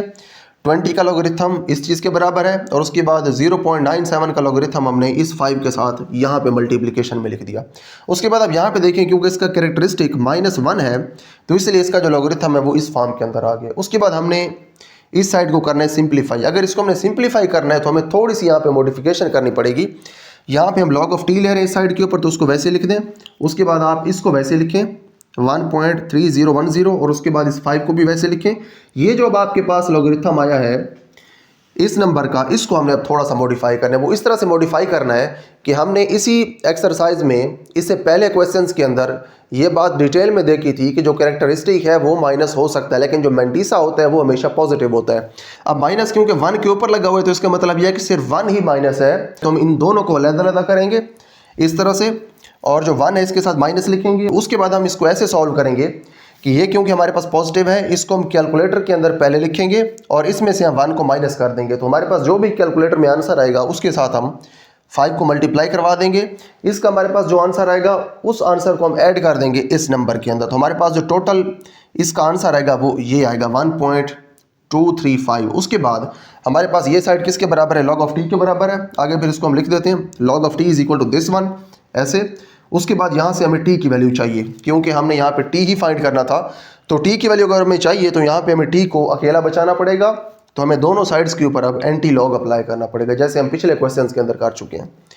देखिए अब यहाँ पे अगर हम एंटी लॉग अप्लाई करें तो उसके बाद यहाँ पे सिर्फ t रह जाएगा क्योंकि जब इधर एंटी लॉग अप्लाई होगा तो ये लॉग और एंटी लॉग दोनों कैंसिल होंगे और सिर्फ t पीछे बचेगा, तो यहाँ पे हमने t लिखना है और उसके बाद ये जो 1.235 है इसके ऊपर एंटी लॉग हमारे पास वैसे ही आ जाएगा। अब उसके बाद हमने एंटी लॉग अगर फाइंड करना है तो एंटी लॉग फाइंड करने के 3 स्टेप्स होते हैं। पहले स्टेप के अंदर हम कैरेक्टरिस्टिक और मेंटिसा को अलहदा करते हैं, कैरेक्टरिस्टिक 1 और ये मेंटिसा है, इन दोनों को अलहदा किया। दूसरे स्टेप के अंदर हमें टेबल वैल्यू फाइंड करनी होती है मेंटिसा की, ये मेंटिसा है इसके हमें टेबल वैल्यू फाइंड करनी है, इसको मैंने शॉर्ट करके लिख दिया टीवी, इसको आपने टेबल वैल्यू ही लिखना है, टेबल वैल्यू ऑफ मेंटिसा। इसकी टेबल वैल्यू कैसे फाइंड करेंगे, आपने 0.23 को देखना है 5 के कॉलम में एंटी लॉगरिथम के टेबल में, तो हमारे पास जो नंबर आएगा वो होगा 1718। उसके बाद ये हमारे पास रेफरेंस पोजीशन है। उसके बाद तीसरे स्टेप के अंदर आप इसके ऊपर अप्लाई करेंगे कैरेक्टरिस्टिक को। देखें कितना है कैरेक्टरिस्टिक हमारे पास 1 है, तो आप यहाँ पे ये करेंगे कि आपकी जो रेफरेंस पोजीशन है इससे आप डेसिमल पॉइंट को 1 प्लेस राइट के ऊपर शिफ्ट कर देंगे। 1 कैरेक्टरिस्टिक होने की वजह से डेसिमल पॉइंट को 1 प्लेस इधर शिफ्ट करें तो हमारे पास डेसिमल पॉइंट यहाँ पे आ जाएगा, तो हमारे पास जो नंबर आएगा वो होगा 1718 और दरमियान में होगा डेसिमल पॉइंट। और देखें ये होगा डिग्री सेल्सियस में, क्योंकि देखें हम फाइंड क्या कर रहे हैं, स्टार्ट हमने कहाँ से लिया था, यहाँ से, क्योंकि यहाँ पे एंटी लॉग के साथ लॉग कैंसिल हुआ तो सिर्फ टी आ गया था, तो हम क्योंकि टी फाइंड कर रहे हैं और एंड के ऊपर हमारे पास जो ये एंटी लॉग है ये भी टी के बराबर है। सारा प्रोसीजर किया तो हमारे पास एंड के ऊपर क्योंकि कैलकुलेट हुआ एंटी लॉग इस नंबर का और इस नंबर का एंटी लॉग है टी के बराबर, तो टी की ही हमारे पास ये वैल्यू एंड के ऊपर आ गई है। तो यहाँ पे हमने क्योंकि टेम्परेचर फाइंड करना था और उन्होंने हमें क्वेश्चन के अंदर ये बताया था कि जो टेम्परेचर है वो मेजर हो रहा है डिग्री सेल्सियस के अंदर। यहाँ पे आप देख सकते हैं 20 उन्होंने जो हमें इनिशियल टेम्परेचर दिया उसके साथ उन्होंने लगाया डिग्री सेल्सियस, तो इसका ये मतलब है कि हमारे पास जो हमारा टेम्परेचर टी आएगा उसके साथ भी हमें डिग्री सेल्सियस लगाना है, यूनिट साथ लाजमी लगाना है। जब क्वेश्चन के अंदर कोई मेजरमेंट हो या फिर हमने कोई मेजरमेंट फाइंड करनी हो तो साथ हमने उस मेजरमेंट का यूनिट भी लिखना होता है, तभी हमारा क्वेश्चन ठीक होता है। तो यहाँ पे हमारे पास क्वेश्चन नंबर 8 कंप्लीट हो गया है। इसके साथ साथ हमारी एक्सरसाइज 2.4 भी कंप्लीट हो गई है। इस एक्सरसाइज के अंदर हमने ये इन डिटेल देखा कि किस तरह से हम लॉगरिथम के लॉज को यूज़ करके डिफरेंट क्वेश्चंस को सॉल्व कर सकते हैं। तो इस लेक्चर के लिए इतना ही। नेक्स्ट लेक्चर के अंदर हम इंशाल्लाह रिव्यू एक्सरसाइज नंबर 2 को सॉल्व करेंगे।